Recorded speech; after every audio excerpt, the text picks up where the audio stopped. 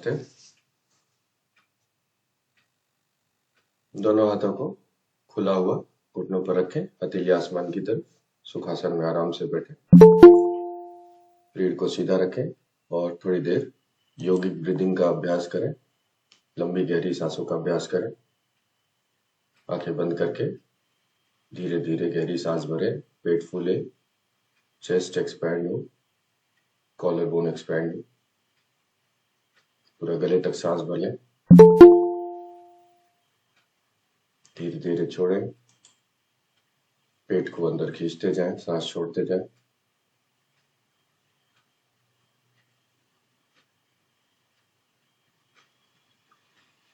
फिर से धीमी गहरी सांस भरें गले तक पूरा, धीरे धीरे, और रोक लें।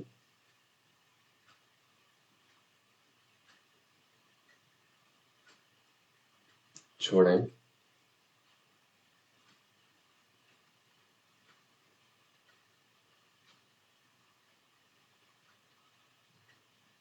रोकें, भरें,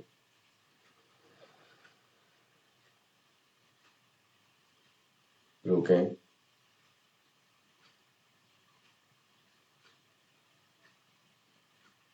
छोड़ें,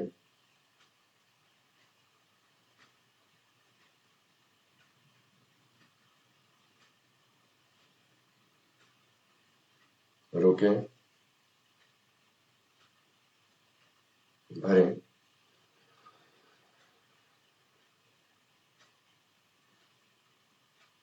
रोकें,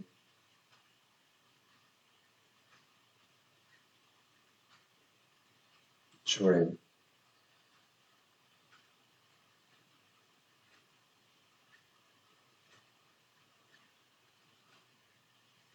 रोकें, भरें,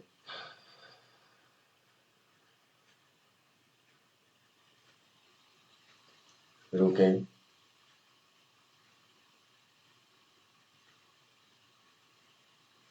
छोड़ें,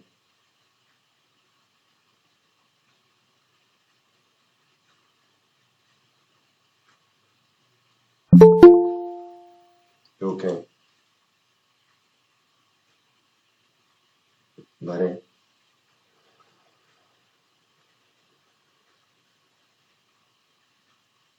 रोकें,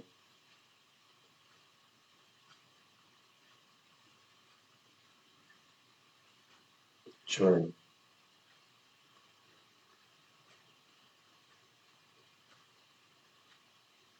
सांसों को ढीला छोड़ दें, कंट्रोल हटा लें।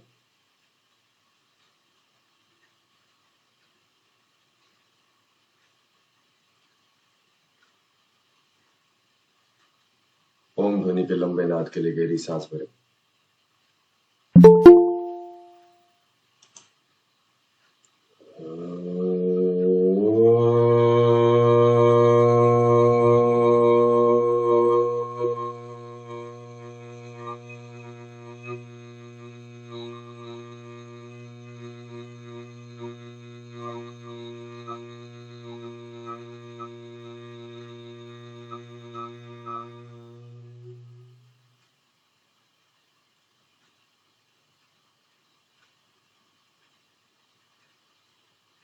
तीन बार शांति उच्चारण के लिए सांस भरें। शांति,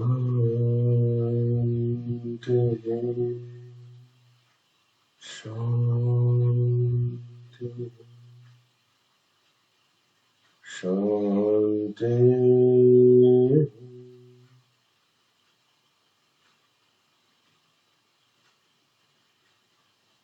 दोनों हाथों को जोड़कर हृदय के केंद्र पर ले आए।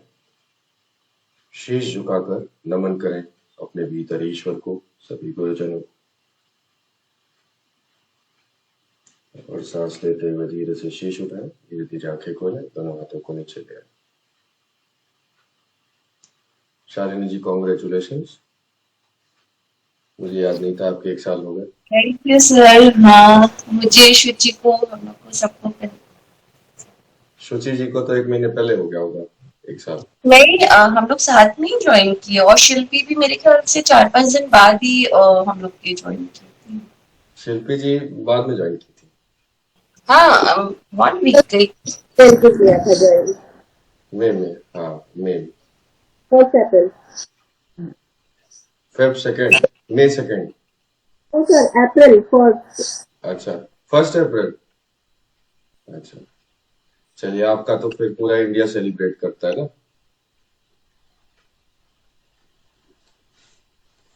तो क्या क्या बुद्धू बनी आप एक साल में?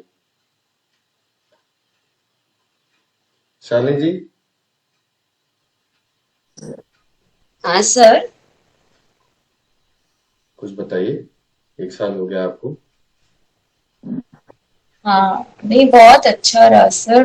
बहुत कुछ नया सीखने को, समझने को मिला है अभी। और पहले तो योग सच में बस यही लगता था, प्राणायाम आसन ये करते हैं, योग है। पर हम्म, आप बहुत सारी चीजें और भी बताए, तो और बहुत सारी क्रियाएं की नई उसमें। बहुत अच्छा लगा सर। आप तो बहुत बताते हो कि चाय छोड़ दो और डाइट प्लान फॉलो करो, पर वो तो नहीं किया है। पर बार बार सुनने से कहीं ना कहीं वो असर करती है, क्योंकि जब हम बार बार सुनते हैं उसके बारे में वो, तो चाय जैसे 2 बार पीती थी तो एक बार पीना शुरू कर दिया। तो अच्छा, बहुत सारी चीजें बहुत अच्छी है। और प्रभाव तो आपसे ये बोलूंगी कि वेट लॉस शायद नहीं हुआ हो, पर इंचेस में जरूर होता है। और सबसे बड़ी चीज है योग से आपके जो मन पे होता है ना, वो बहुत अच्छा उसका असर है सर। Thank you. जी थैंक यू शालिनी जी। मैं बता दूं, शालिनी जी के फादर खुद योग क्लास कराते हैं इनकी सोसाइटी में। शालिनी जी नहीं औरंगाबाद में सर, रहती हैं। आपको कुछ गलत फहमी है। मेरे पापा नहीं योग और कराते हैं। शुचि जी के father in law sir, yoga करते श्रुति हैं। और मैं सिस्टर हैं दोनों, हम लोग के हाँ, पापा नहीं। फादर नहीं, इन लॉ। एक्चुअली के फादर इन लॉ बहुत अच्छा योगा करते हैं। शुचि के फादर इन लॉ तो बहुत अच्छा योगा करते हैं उसके। जी उन्हीं की बात कर रहा हूँ। मैंने हाँ किया साथ काफी टाइम। जी, चलिए बहुत अच्छा लगा।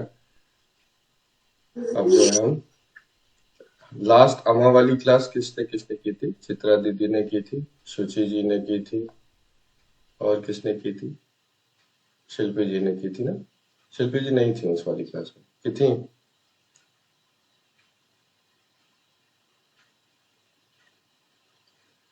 अच्छा, अमा किसी ने ये वर्ड सुना है?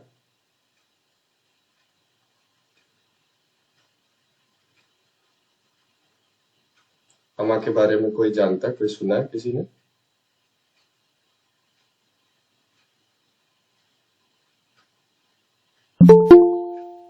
सर फैट किया। क्या कह रहे हैं विनीत जी? फैट फैट फैट जो बॉडी में जो कलेक्ट हो जाता है। फैट। और किसी को कोई इसके बारे में अंदाजा, जानकारी या सुना हो कभी? प्रतिमा जी, अमा सुना है आपने कभी?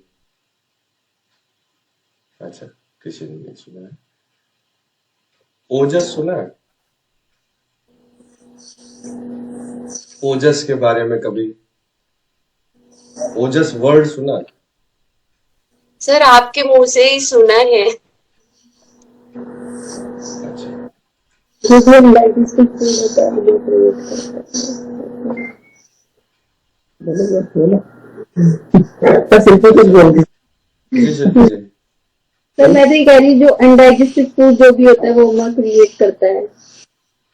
हाँ वेरी गुड, एटलीस्ट आपको इतना याद तो है। चलिए, हाँ, बिल्कुल सही बात है। अनडाइजेस्टेड फूड जो होता है वो अमा क्रिएट करता है। तो अब अमा भूल जाइए, अनडाइजेस्टेड फूड होता है, fill in the blanks, create करता है। क्या क्रिएट करता है? अपनी भाषा में सोचिए। सर जो अगर हमारा फूड डाइजेस्ट नहीं होगा तो क्या होगा? फैट फैट बनेगा सर, फैट क्रिएट होगा।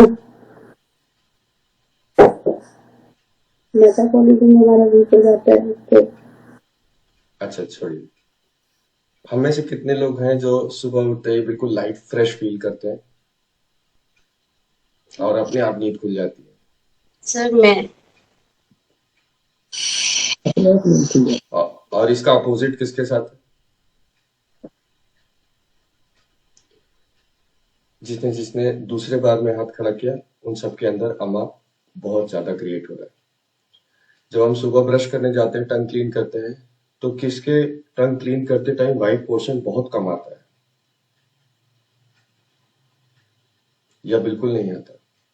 प्रकृति जी, प्रकृति जी के अंदर और चित्रा दीदी के अंदर अमा बनने का जो प्रोसेस है बहुत कम है। इतना कम है कि जो है बॉडी अपने आप ही निकाल देती है, वो टंग पे भी नहीं आता है। और किसका? ऑब्वियसली बाकी सबका बनता है, ज्यादा बनता है। तो टंग पे अगर व्हाइट कोट जो है ज्यादा बनता है सुबह जब आप जाते हैं ब्रश करते टाइम, तो इट मीन्स आपका अमा ज्यादा क्रिएट हो रहा है, ज्यादा बन रहा है। आपको आप लोगों में से कितने लोग हैं जिनको खाने के बाद आलस नहीं आता है, एनर्जेटिक फील करते हैं?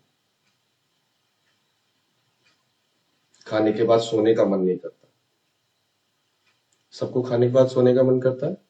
सर लंच के बाद तो करते हैं। अमा क्रिएट होता है, फूड डाइजेस्ट नहीं हो रहा है आपका। या तो चॉइस ऑफ फूड गलत है, टाइम ऑफ फूड गलत है, या खाने का तरीका गलत है। ठीक है, तो अब अमा क्या होता है थोड़ा थोड़ा आपको समझ में आने लगेगा। जब मौसम चेंज होता है तो हम में से कितने लोग बीमार नहीं होते हैं? सिक की दो डेफिनेशन होती है। चित्रा दीदी बीमार नहीं होती है। चित्रा दीदी के अंदर जो है, अब अमा का अपोजिट क्या होता है? ओजस होता है। ओजस ज्यादा बन रहा है। जिसके बॉडी में ओजस ज्यादा बनता है, दोनों एक साथ ज्यादा नहीं हो सकते। या तो ओजस ज्यादा होगा या अमा ज्यादा होगा। अमा ज्यादा होगा तो निगेटिव चीजें बॉडी के अंदर आएंगी, बीमारियां आएंगी, निगेटिव थॉट्स आएंगे, निगेटिव इमोशंस होंगे, हर चीज निगेटिव होगा। हर चीज आपका, हर चीज, हर पैटर्न डिस्टर्ब होता जाएगा। स्लीप पैटर्न, फूड पैटर्न, हर चीज डिस्टर्ब होता जाएगा। और जब ओज बढ़ेगा तो अमा बिल्कुल खत्म होता जाएगा और ओज बढ़ता जाएगा, हर चीज पॉजिटिव होती चली जाएगी लाइफ में। तो ओजस इतना इंपॉर्टेंट है। ओजस है क्या चीज? अभी मैं पीपीटी पे आऊंगा, लेकिन पीपीटी से कुछ नहीं होता है। हम बातें करते करते इस तरह से समझेंगे तो ज्यादा समझ पाएगा। अभी पीपीटी भी शेयर कर दूंगा। ओजस होता क्या चीज है? अमा समझने से पहले ओजस समझना जरूरी है कि क्या इंपॉर्टेंट है लाइफ के लिए, वो पहले समझना जरूरी है। फिर क्या इंपॉर्टेंट नहीं है वो बाद में समझना। ओजस को आयुर्वेद में अगर डिफाइन किया जाए वेद के भाषा में, तो ओजस वो सब्सटेंस है, वो मैटर है, वो चीज है। उसको नापा जा सकता है और नहीं भी नापा जा सकता है। दो प्रकार का ओजस होता है। ओजस वो सब्सटेंस है जो ह्यूमन बीइंग को की जो लाइफ है, जो लिविंग है, जो हम जी रहे हैं, जिंदा रह रहे हैं, उस जीवन को सस्टेन करने के लिए 4 इंपॉर्टेंट डायमेंशन है, उनको बाइंड करता है टुगेदर। बाइंडिंग एजेंट है जिससे हम जिंदा रह सके। आपकी लाइफ में जो है, जो आपके सेंसेस हैं, जो 6 सेंसेस हैं, उनको बाइंड कर सके। आपकी जो सोल है उसको बाइंड कर सके।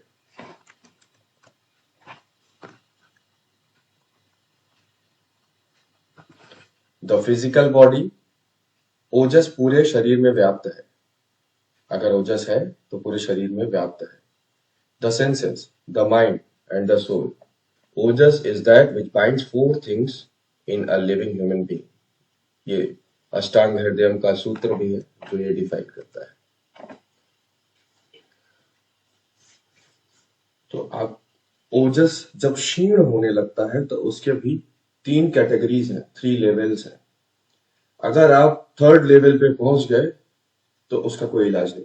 3rd लेवल ओजस क्षीणम, ओजस क्षीणम पे सीधे सीधे मृत्यु लिखा हुआ है।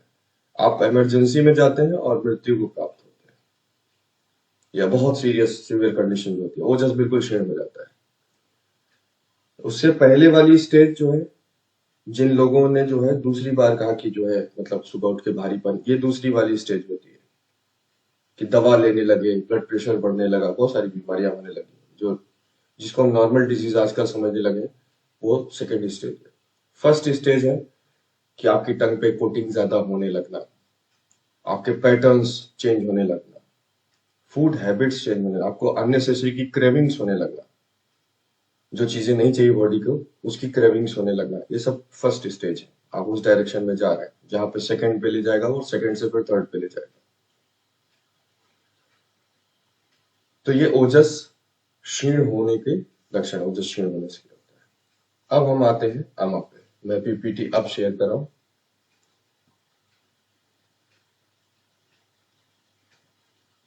चाय पीने से मना क्यों करते हैं? कोई इसके बारे में कुछ अपने ज्ञान चक्षु हमारे खोल सके, कुछ प्रकाश डाले। क्यों चाय पीने के लिए मना करते हैं? क्यों स्मोक करने के लिए मना करते हैं? क्यों अल्कोहल के लिए मना करते हैं? उससे क्या होता है?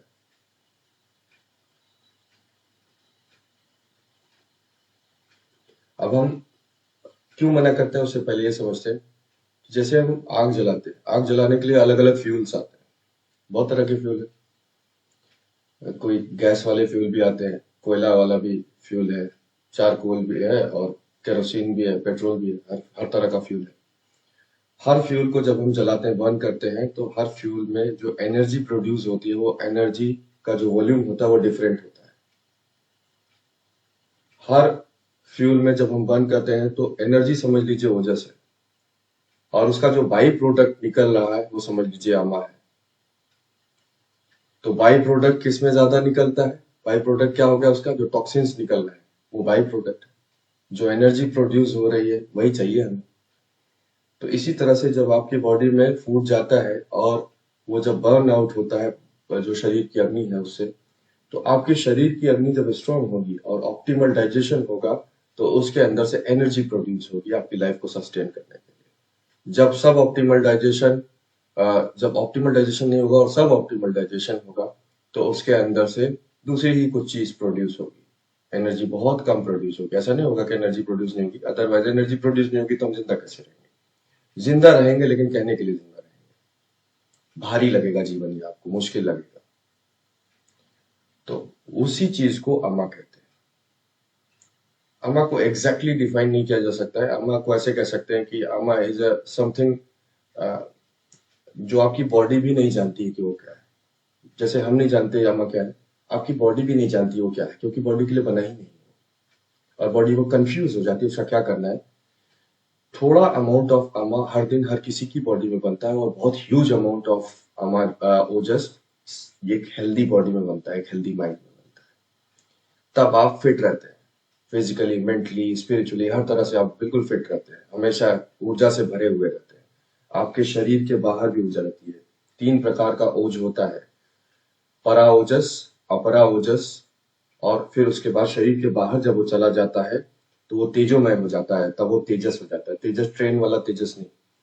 जब ओज शरीर के बाहर निकल जाता है, उसके वाइब्रेशन और कलर जो होते हैं उसको तेजस बोलते हैं। जिसका जो जितना ज्यादा ओज क्रिएट करेगा अपने अंदर, उसके बाहर का भी ओज उतना ही ज्यादा होगा। उसके आप तेज उसके चेहरे पर देखेंगे, उसका आभा मंडल चारों तरफ देखेंगे, जितने बड़े बड़े महापुरुष हैं उनके आप आश्रम में पहुंचने के साथ ही उस तेज को महसूस कर सकते हैं, अनुभव कर सकते हैं, उनके आसपास ये वो आप फील कर सकते हैं। सेम यही अमा के साथ भी है। अमा जिसके अंदर जितना ज्यादा होगा उसके दायरे में आते ही आप अमा की नेगेटिविटी को फील कर सकते हैं। तो अमा इतना खतरनाक है, ओजस इतना स्ट्रांग है, इतना अच्छा है। तो परा ओजस जो होता है वो हार्ट के अंदर होता है। आयुर्वेद के हिसाब से ओजस का जो फिजिकल पार्ट है उसको मेजर किया जा सकता है, ओजस का जो सटल पार्ट है उसको मेजर नहीं किया जा सकता। जो बाहर आपका ओजस है वो कैसे उसको फील कर सकते हैं, उसको मेजर नहीं कर सकते। बस बॉडी के अंदर जो ओजस है उसको डिफाइन भी कर सकते हैं और साइंटिफिकली उसको मेजर भी किया जा सकता है। तो 8 बिंदु जो है, अष्ट बिंदु जो है वो परा ओजस होता है हार्ट के अंदर। 8 ड्रॉप्स होते हैं छोटे छोटे, उसमें से एक भी ड्रॉप अगर इम्बैलेंस होता है तो आप बीमार हो जाते हैं, हर तरह से, मेंटली, फिजिकली, स्पिरिचुअली आप बीमार हो जाते हैं। दूसरा अपरा ओजस होता है। अपरा ओजस जो है आपके पूरे शरीर का निर्माण करता है और बैलेंस करता है। आप जो भोजन करते हैं, भोजन जब पचता है तो उसके अंदर से जो रस निकलता है, रॉ जो जूस होता है, उसको बोलते हैं आहार रसा। आहार रसा फर्दर ब्रेक डाउन होता है रसा में, रसा होता है प्लाज्मा, रसा फर्दर ब्रेक डाउन होता है रक्ता में, रक्त होता है आपका ब्लड, ब्लड फिर फर्दर इस तरह से ब्रेक डाउन होते होते 7 धातुज होते हैं शरीर में, 7 धातुएं होती हैं। 7 धातुओं में ब्रेक डाउन होते होते होते होते सबसे टॉप पे पहुंचता है शुक्र। शुक्र वो होता है जो रिप्रोडक्शन के लिए इंपॉर्टेंट होता है और आपके स्पिरिचुअल विजडम के लिए भी इंपॉर्टेंट होता है। शुक्र का अगर अननेसेसरी नाश होता है तो आप स्पिरिचुअली विजडम नहीं प्राप्त कर सकते। वही चीज रेस्पॉन्सिबल है दोनों के लिए, सृष्टि के सृजन के लिए भी और आपको ऊपर वाले से, कॉस्मोस से कनेक्ट करने के लिए। तो ओजस इतना इंपॉर्टेंट है। अब जब ओजस कम होने लगता है, ये जब बढ़ने लगता है तो ये तो हो गया शरीर से रिलेटेड। अब जब शरीर से ये और बड़ा होता है तो ये बाहर निकलने लगता है। और बहुत सारे ऐसे महापुरुष हैं जिनका शरीर से बाहर सिर्फ इतने दायरे में नहीं रहता है, वो पूरे आकाश में फैल जाता है, फिर वो ईश्वर तुल्य हो जाते हैं।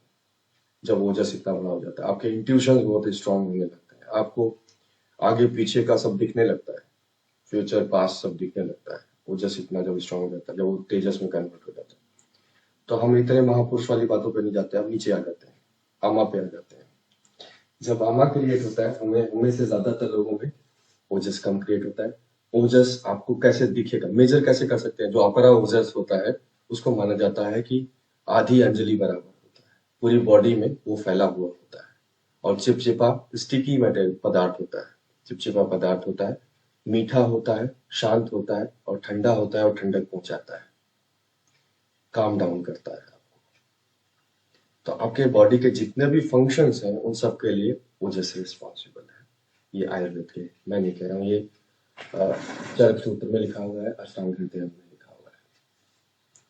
तो अब हम पीपीटी देखते हैं। जी माधव जी। अच्छा, मुझे लगा कुछ पूछ रहे हैं।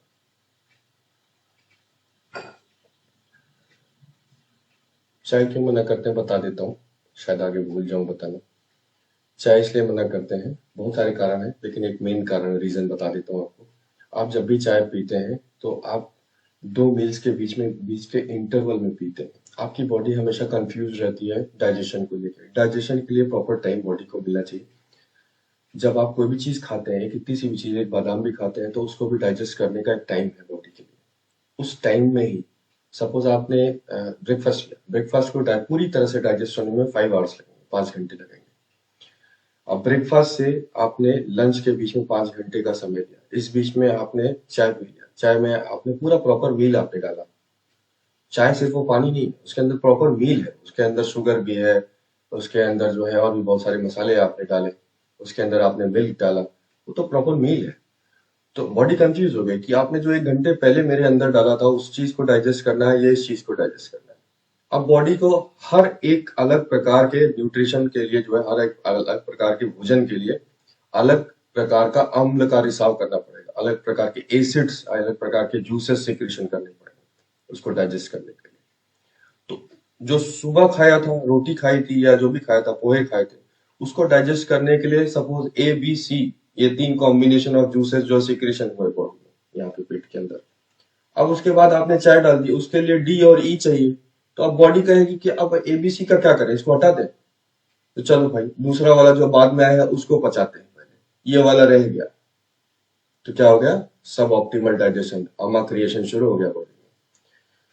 अग्नि है, पंडित जी हवन जला रहे हैं, हवन में जो है आग जब तेज होगी तब क्या होगा, उसमें जब आप हवन में स्वाहा बोलेंगे तो धुआं नहीं निकलेगा, वो भस्म होता जाएगा उसके अंदर। लेकिन जब अग्नि प्रज्वलित कम होगी, धीमी चलेगी, उसमें जब आप हवन में डालेंगे, स्वाहा करेंगे, अग्नि सामग्री डालेंगे, तब क्या होगा, बहुत ज्यादा धुआं निकलेगा। आपके जो अंदर की अग्नि है, पेट की अग्नि है, जो आपके डाइजेस्टिव फायर है, जितनी स्ट्रांग होगी उतनी जल्दी वो डाइजेस्ट करेगा। बहुत जरूरत से ज्यादा स्ट्रांग भी अच्छा नहीं होता है। ऑप्टिमल डाइजेशन के लिए ऑप्टिमल अग्नि होनी चाहिए। एसिड्स ज्यादा डाल देंगे तो बर्न आउट हो जाएगी ना न्यूट्रिशन वाली। तो जब आपके सही मात्रा में शरीर एसिड्स का सही, अग्नि ज्यादा हो जाएगी तो घर नहीं जला देगी आपका, सेम वैसे ही समझिए। तो आपके पेट में जो है जब अम्ल सही तरीके से बनेगा तो वो जो आपने खाया है वो पचेगा और ओज बनेगा आपके अंदर। अदरवाइज जो धुआं है वो क्या है, वो आमा है, तो आपका पचेगा नहीं, बॉडी को आप हमेशा कंफ्यूज रखेंगे। दूसरी चीज, शरीर को, इंसान के शरीर को ईश्वर ने, बल्कि जानवरों के भी शरीर को ईश्वर ने कुछ ऐसा बना के भेजा हुआ है कि हम ज्यादातर चीजें खुद से ही ठीक हो जाते हैं। बीमारी तब तक बीमारी नहीं है अगर आपके काम में अवरोध उत्पन्न न हो। आज मैं सुबह सो के उठा तो मौसम आज थोड़ा बदला बदला सा था, मैंने इधर जैकेट रखी हुई है, जैकेट भी, कल गर्मी लग रही थी, पसीना होता है, तो मुझे सुबह सर भारी भी हो रहा था, लेकिन मैं आपको क्लास करा रहा हूं, मुझे ऐसा कोई फर्क नहीं पड़ रहा है, हल्का सा सर भारी भी है। अमूमन मैं चाय नहीं पीता हूँ, लेकिन इधर मैंने जो है वो अदरक और लेमन ग्रास की जो है टी बनाई और उसको मैंने पिया, इससे हेडेक ठीक होता है। आपको भी नुस्खा बता दी, पी लीजिएगा कभी सर दर्द हो, अदरक और लेमन ग्रास। तो अमूमन मैं खाली पेट ही आप लोग की क्लास करवाता हूँ, लेकिन आज मैंने पी लिया। लेकिन उससे क्या फर्क पड़ा मुझे? क्या मैंने क्लास छोड़ दिया, या मेरे चेहरे पे कुछ ऐसी थकान या कुछ ऐसा दिख रहा है? नहीं दिख रहा है। तो ओज जब आपके अंदर बहुत ज्यादा होता है तो आपके शरीर की रोग प्रतिरोधक क्षमता बहुत ज्यादा 100 टाइम्स 1000 टाइम्स बेटर होती है आम आदमी से और लोगों से। और आप अगर बीमार पड़ते हैं तो उसको उसमें गोली खाने की जरूरत नहीं होती, आपका शरीर अपने आप ही ठीक कर लेता है, रिपेयर कर लेता है अपने आप। तो ऑटोफेगी कहते हैं। जब आप ऑटोफेगी मोड में हमेशा बॉडी रहती है जीवन पर्यंत, तो ज्यादा डॉक्टर की जरूरत पड़ती नहीं। आपको अगर गोली खाने की जरूरत पड़ रही है, इसका मतलब है आपके अंदर ओजस कम बन रहा है, अमात ज्यादा बन रहा है। तो उसी जीवन शैली को सही तरीके से लाने के लिए, ताकि जो है आप अपने आप ही सब आपका अंदर से ठीक होने लगे। इसीलिए चाय सिर्फ एक, समझ लीजिए कि उदाहरण बस है। चाय, सिर्फ चाय से कुछ नहीं होता है, सब चीजें, कितने बजे सो के उठना है, हर चीज का शेड्यूल होना चाहिए, फिक्स होना चाहिए शेड्यूल, ताकि आपकी बॉडी को आप बार बार कंफ्यूजन में ना डालें। आज 4 बजे सो के उठा, कल 8 बजे तक सोता रहा, कल बच्चों का स्कूल नहीं जाना, सो लेते हैं 8 बजे तक सो लेते हैं। आज 1 बजे लंच किया था, बहुत काम था, लंच करने का टाइम नहीं मिला, आज 4 बजे लंच किया। अरे यार, बॉडी को कभी तो फिक्स तो करो, उसको पता तो करने दो। आप खुद ही सोचो, कोई आप जो लोग ऑफिस जाते होंगे तो आपको ऑफिस का हर दिन टाइम बदल जाए, कैसा लगेगा? या बच्चा स्कूल जाता है, आज 5 बजे सुबह स्कूल की बस आएगी, कल 6:30 पे आएगी, परसों 8 बजे आएगी, आप पागल हो जाओगे। इसी तरह से आपकी बॉडी है, उसका बेचारे का भी ख्याल रखना चाहिए ना, उसको फिक्स तो करो टाइम, सोने का ये टाइम है, तो उस टाइम पे आपकी बॉडी के अंदर जो जो हार्मोनल सिक्रीशन, जो एक्टिव जो जो चीजें होनी चाहिए, वो उस टाइम पे अपने आप स्विच ऑन हो जाना चाहिए और स्विच ऑफ हो जाना चाहिए। ये होगा शेड्यूल जब फिक्स होगा तब। कितना खाना है? आज बहुत अच्छा भरा है, इतना खा लिया, पेट फूल गया, अरे उठ ही नहीं पा रहा है। आज मन नहीं कर रहा, अच्छा नहीं बना है, जल्दी जल्दी पानी से घोट के निकल के खा लिया। तो बॉडी को ऐसा भी नहीं करना है, आपकी लिमिट होनी चाहिए, चाहे बहुत अच्छा बना हो, चाहे बहुत खराब बना हो, चाहे ठीक ठीक बना हो। आपका जो जो एनर्जी के लिए जितना चाहिए उतना तो आप डालोगे ना, या उससे ज्यादा जब भी आप डालेंगे तो स्टमक की वैसे लिमिट जो है बहुत ज्यादा होती है, स्टमक जो है बलून की तरफ फूलता है। लेकिन अगर आप जो है एक बलून में भी जरूरत से ज्यादा हवा हर बहुत देर तक भरते रहोगे तो बलून फूट जाता है। इसी तरह से वॉशिंग मशीन है, वॉशिंग मशीन की, सपोज आपकी वॉशिंग मशीन की कैपेसिटी 7 kg है, 7 kg की वॉशिंग मशीन में एकदम ठूस के कपड़ा भर दीजिए, 7 kg पूरा फुल भर दीजिए, एक भी कपड़ा साफ नहीं होगा। और ऐसा हर दिन करिए, वो वॉशिंग मशीन को बहुत जल्दी मैकेनिक की जरूरत पड़ जाएगी। सेम ऐसे ही हमारे पेट के साथ है, पेट में जितना ठूसते जाएंगे हर दिन भरते जाएंगे, हमें लगेगा कि नहीं भरेंगे तो कमजोरी आ जाएगी। जितना भरेंगे उतनी जल्दी स्टमक की लाइंस जो है ब्रेक डाउन होंगी और आप जो है उतनी कम एनर्जी प्रोड्यूस कर पाएंगे, उतनी जल्दी बीमार, आपको आपके मैकेनिक की जरूरत पड़ जाएगी। तो हम कैसे, कितना खाना चाहिए? हमें जितना हमारी भूख है उससे आधा ही खाना चाहिए, उसके आधा को छोड़ना पड़ता है एयर और वाटर के लिए। हमारा जो डाइजेशन है वो 3 वजह से होता है। पहला ग्रेविटी की वजह से होता है, बच्चे लेट के खाते हैं, मेरा बेटा भी लेट के खाता है, कान पकड़ पकड़ के बिठाता हूँ, बैठ के खाओ बैठ के खाओ। तो हमारा डाइजेशन पहला होता है ग्रेविटी की वजह से, ग्रेविटी फूड को नीचे की तरफ ले जाती है। दूसरा और तीसरा रीजन होता है एयर एंड वाटर, जो पहले से बॉडी में है। तो एयर, वाटर और ग्रेविटी उसको पुश करते हैं, नेचुरली पुश करते हैं नीचे की तरफ जो है। अब अगर आप जो है पेट भर के आप खा लिए, तो हवा और पानी की जगह ही कहां बची? फिर उसकी चर्निंग होगी कैसे, वो मूव कैसे करेगा फूड? तो ब्लोटिंग होगी आपको जो है, तो बहुत लंबा समय लगेगा, फिर ऑप्टिमल डाइजेशन नहीं होगा, सब ऑप्टिमल डाइजेशन होगा और ह्यूज अमाउंट ऑफ आमा क्रिएट होगा आपकी बॉडी में, आप बीमार होंगे।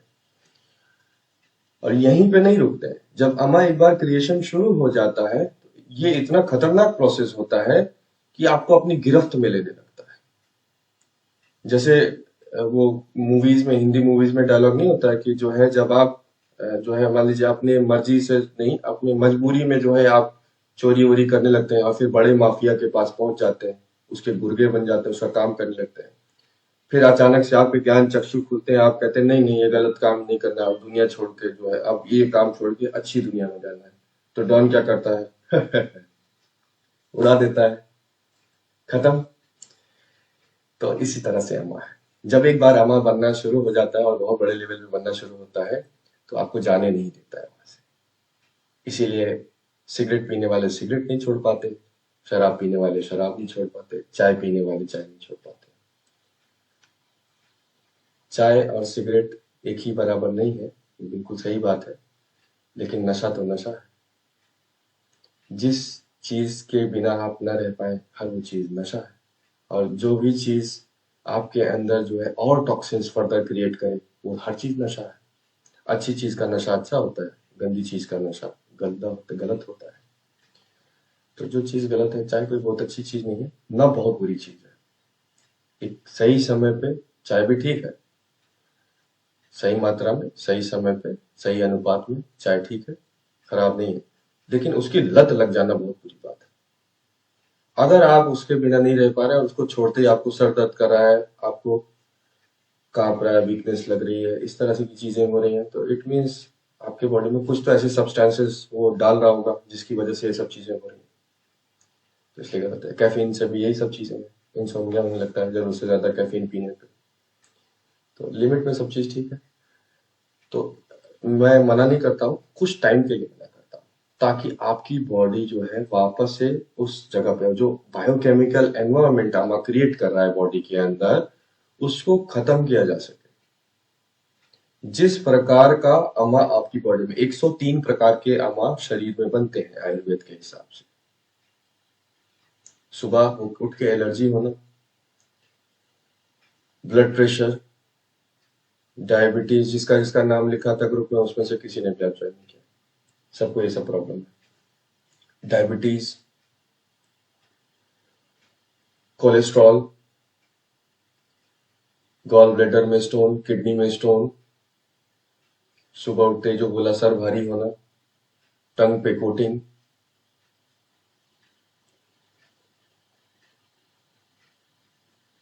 क्लॉट्स होते हैं, ब्लड क्लॉट्स, अंदर इंटरनल ब्लीडिंग होती है, कई वजह से हो सकती है, वो जाके आपके वेन्स और आर्टरीज में डिपॉजिट हो जाते हैं और बाद में चल के अगर लंबे समय तक हो जाए तो हार्ट अटैक का रीजन बनते हैं। कोलेस्ट्रॉल की तरह वो भी होता है, वो भी।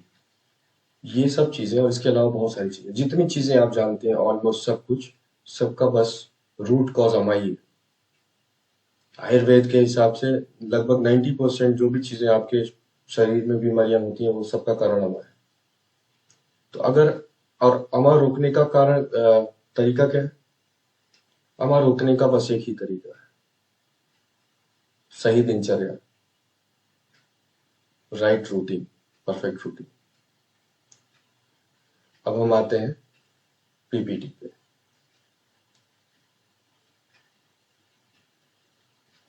चित्रा दीदी, भस्त्रिका करिए 20 टाइम्स। नींद आ रही है आपको? अब आपको देख के मुझे आने लगेगी। जिसको भी नींद आ रही है भस्त्रिका करिए,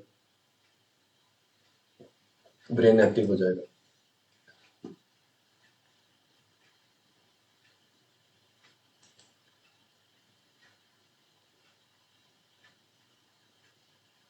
इंटरेस्टिंग लग रहा है या छोड़ दूं टॉपिक?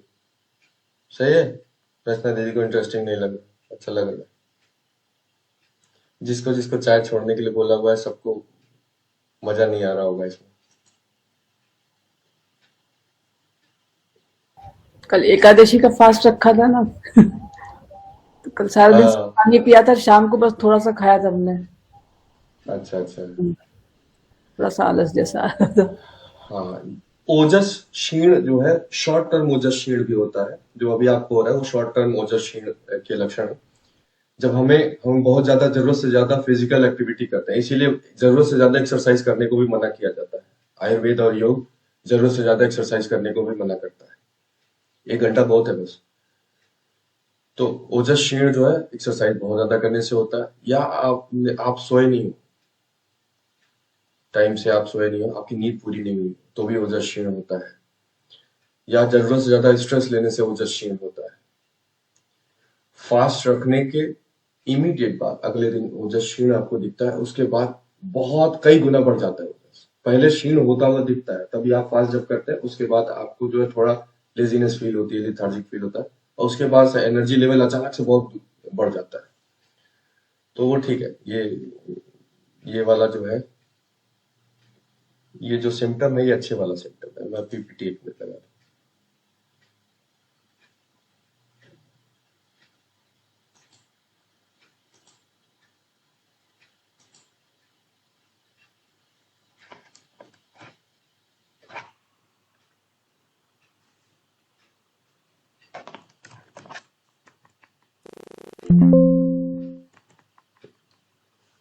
हेल्दी फूड, हमें भोजन कैसा करना चाहिए? हम कहते हैं हेल्दी फूड खाना चाहिए। हेल्दी क्या होता है?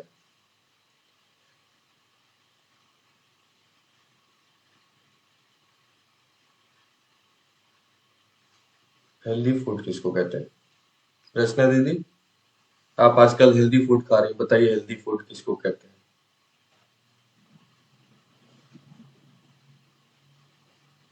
जो खा रही है वही बताइए।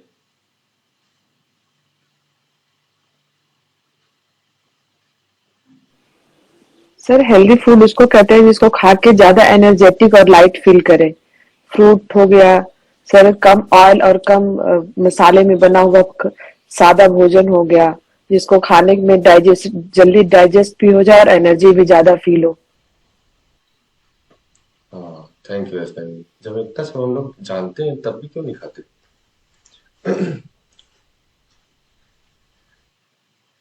देखिए इसमें लिखा भी हुआ है,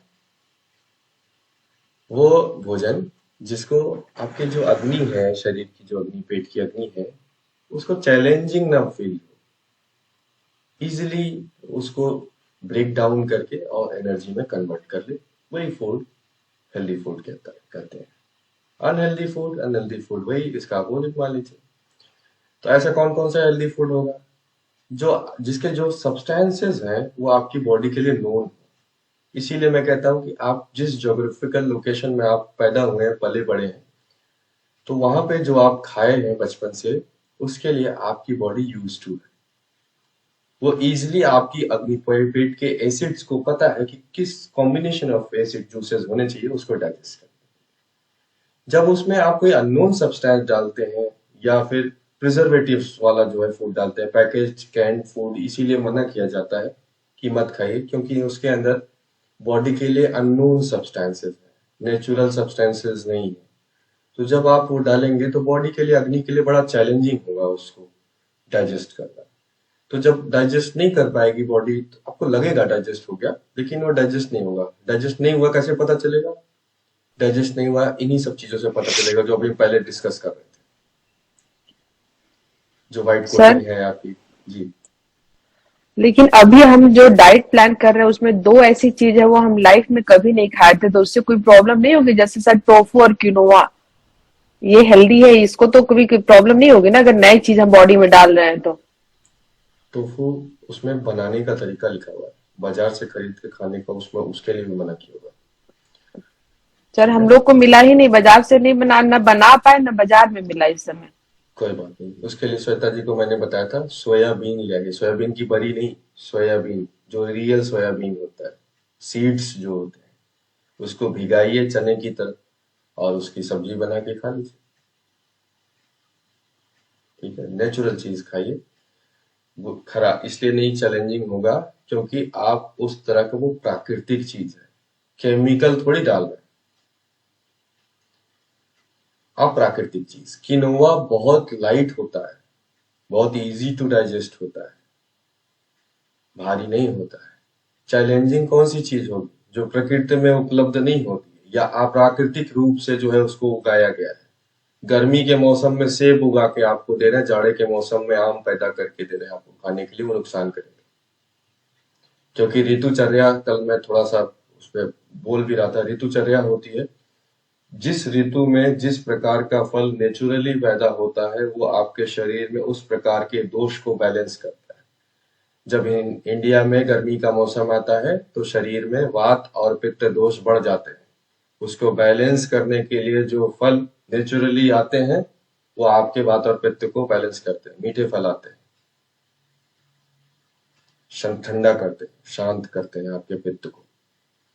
अगर वही चीज आप जाड़े में खाएंगे तो जाड़े में आपको गर्म करने की जरूरत है बॉडी को, आप उसको नहीं खाएंगे। आप जाड़े में जो फल आते हैं उस फल को खाएंगे।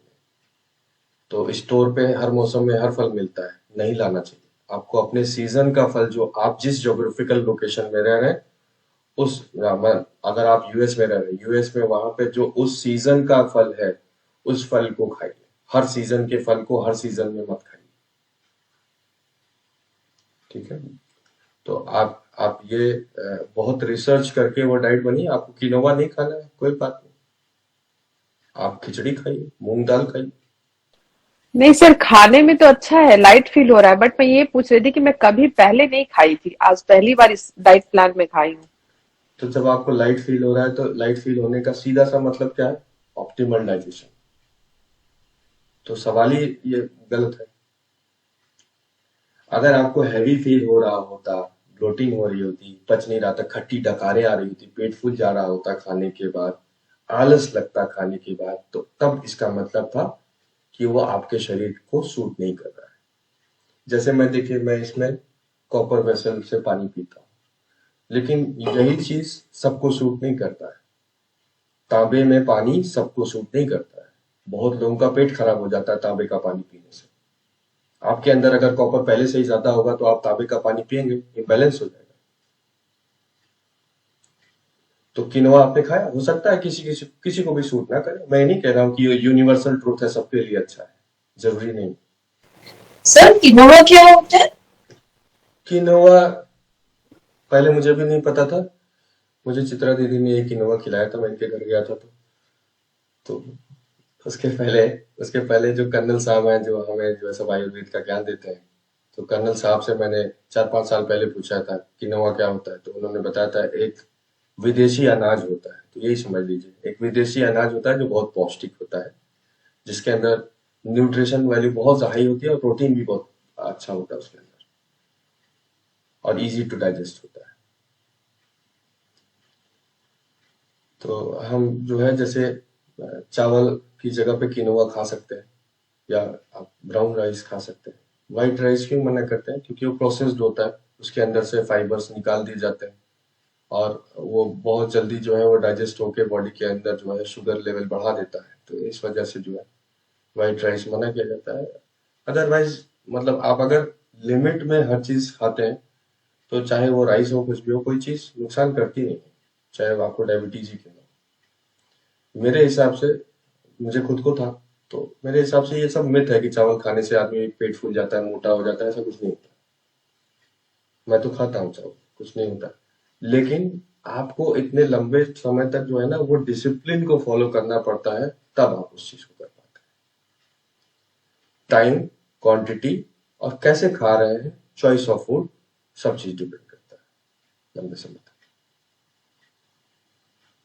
मैं तो आजकल खूब गुजिया खा रहा हूँ, 2 किलो वजन भी बढ़ गया मेरा।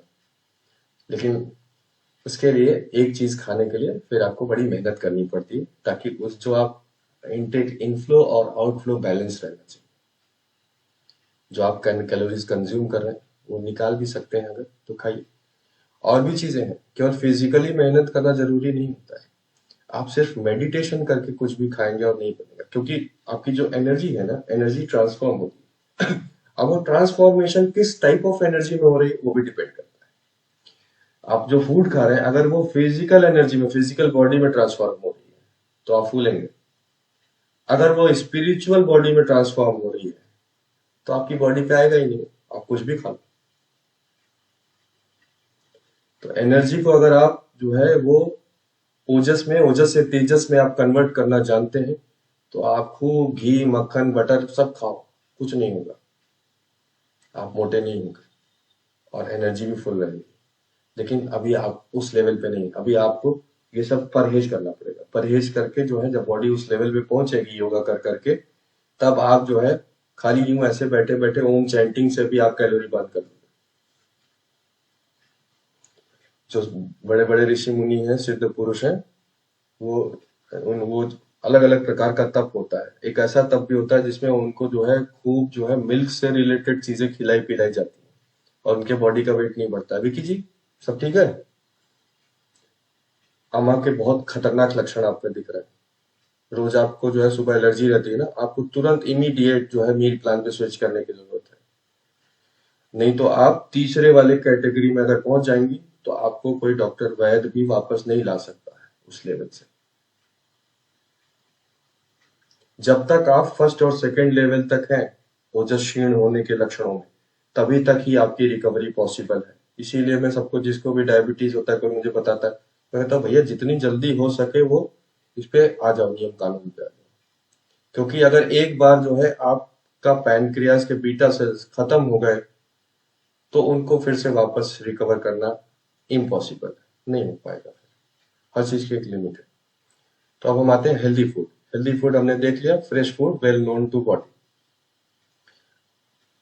ऑब्वियसली जो चीज ऑर्गेनिक है वही वेल नोन टू बॉडी है ना, जो चीज केमिकल है वो नोन टू बॉडी थोड़ी है।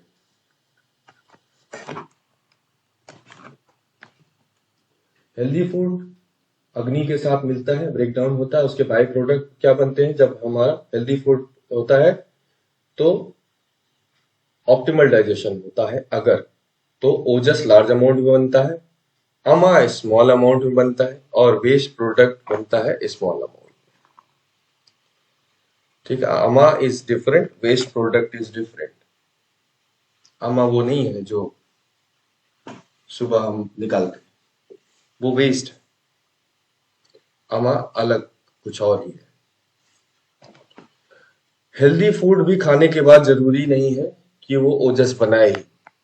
हेल्दी फूड भी आपके बॉडी में जाके अमा क्रिएट कर सकता है। सात्विक आहार भी तामसिक या राजसिक में कन्वर्ट हो जाता है अगर आप जरूरत से ज्यादा खा लें। आयुर्वेद में लिखा हुआ है अगर आप अमृत भी घड़ा भर के, मटका भर के पी लेंगे तो वो विष बन जाएगा आपके। अमृत तो एक बूंदी चाहिए ना।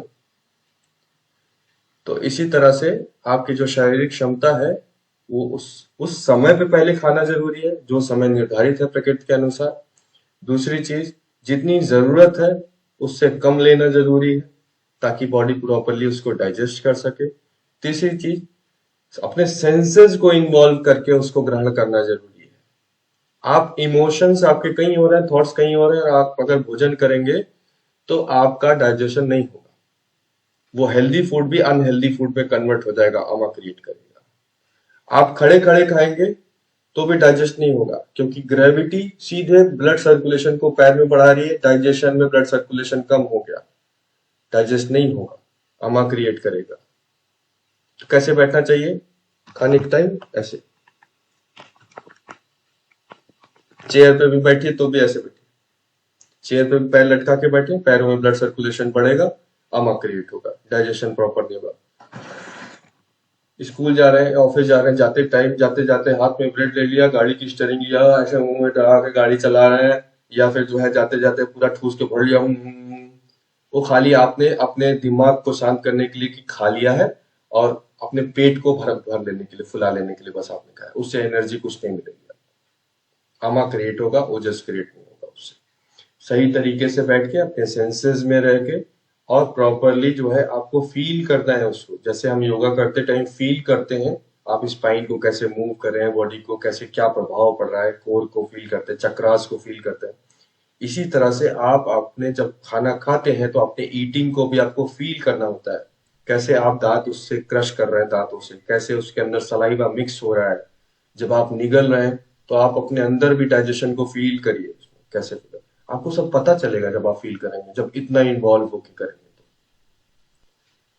जब तब आपकी पूरी एनर्जी उस पे जो है कॉन्सेंट्रेट होगी आपके डाइजेशन पे, और एक जो है एक दैवीय गुण आएंगे आपके भोजन में, वो स्वयं ईश्वर है ऐसा समझ के जो है आप भोजन करें। आपके अंदर जो अग्नि है वो भी ईश्वर है जो उसे पचा रही है, और जो उससे ओज बन रहा है, जो ऊर्जा बन रही है, एनर्जी बन रही है, वो भी ईश्वर है।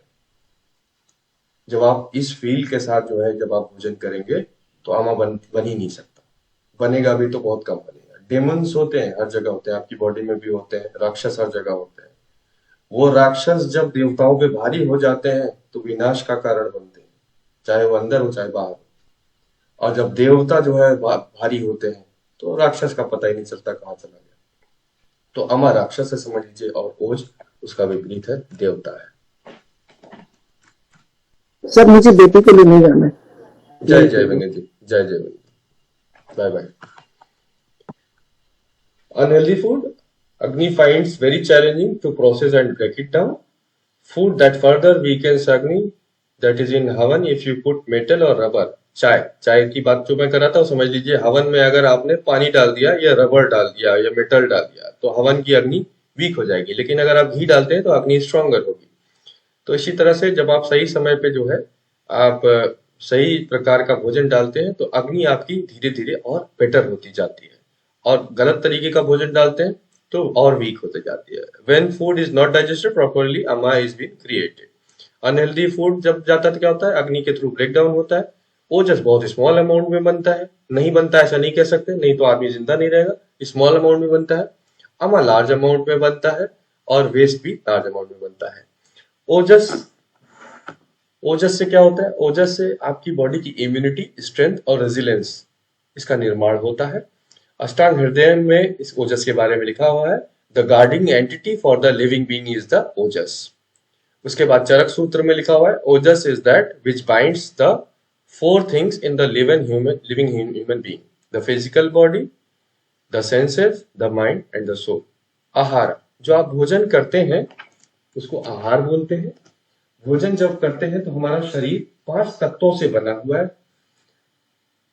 पृथ्वी, जल, अग्नि, आकाश और वायु। तो जो आप भोजन करते हैं वो भोजन के 6 अलग अलग स्वाद होते हैं, 6 टेस्ट होते हैं भोजन के। वो 6 टेस्ट जो है आपके शरीर में जो ये 5 तत्व हैं, इन 5 तत्वों से 3 दोष होते हैं, त्रिदोषाज होते हैं, वात, पित्त और कफ। ये 3 दोष प्रभावित होते हैं, हर एक अलग प्रकार के स्वाद से हर एक अलग प्रकार का दोष प्रभावित होता है। इसीलिए कहते हैं कि गर्मी में मीठा फल खाना चाहिए। तो आप जो है तिक्त मतलब तीखा कब खाना चाहिए, जाड़े में खाना चाहिए, विंटर्स में, या जिस जगह पे ठंड पड़ती है। अगर आप गर्मी में तीखा खाएंगे या गर्मी में आप शराब का सेवन करेंगे तो आपका पित्त बढ़ जाएगा। चाय का भी सेवन पित्त बढ़ाता है, इसीलिए जाड़े में चाय एक आध बार चलती है, गर्मी में चाय बिल्कुल नहीं पीनी चाहिए। अगर आप पियेंगे तो पित्त बढ़ाएगा। काढ़ा भी गर्मी में मना किया जाता है पीने के लिए, जो गर्म काढ़े होते हैं मना किया जाता है। ठंडे तासीर के भी काढ़े होते हैं तो ठंडे तासीर के काढ़े पी जाते हैं। तो आप जो भोजन करते हैं, आहार जो करते हैं, उस आहार से आपका जो शरीर जिस चीज से बना हुआ है, उससे जो दोषाज बने हुए हैं उनका बैलेंस या इम्बैलेंस होता है, और दोषाज के ही इम्बैलेंस से सारे रोग होते हैं। दोषाज के बैलेंस से ही आपकी बॉडी हेल्दी होती है, फिट होती है। तो इसलिए हम ये कह सकते हैं कि आपका जो आहार है, जो आपका भोजन है, फूड इज मेडिसिन, और food is a slow poison भी कह सकते हैं, जो मैंने यहाँ नहीं लिखा, ये भी लिखा हुआ है आयुर्वेद में। Either food is a medicine और इट्स अ स्लो पॉइजन। तीसरी कोई कैटेगरी नहीं होती है फूड की, बस 2 ही कैटेगरी होती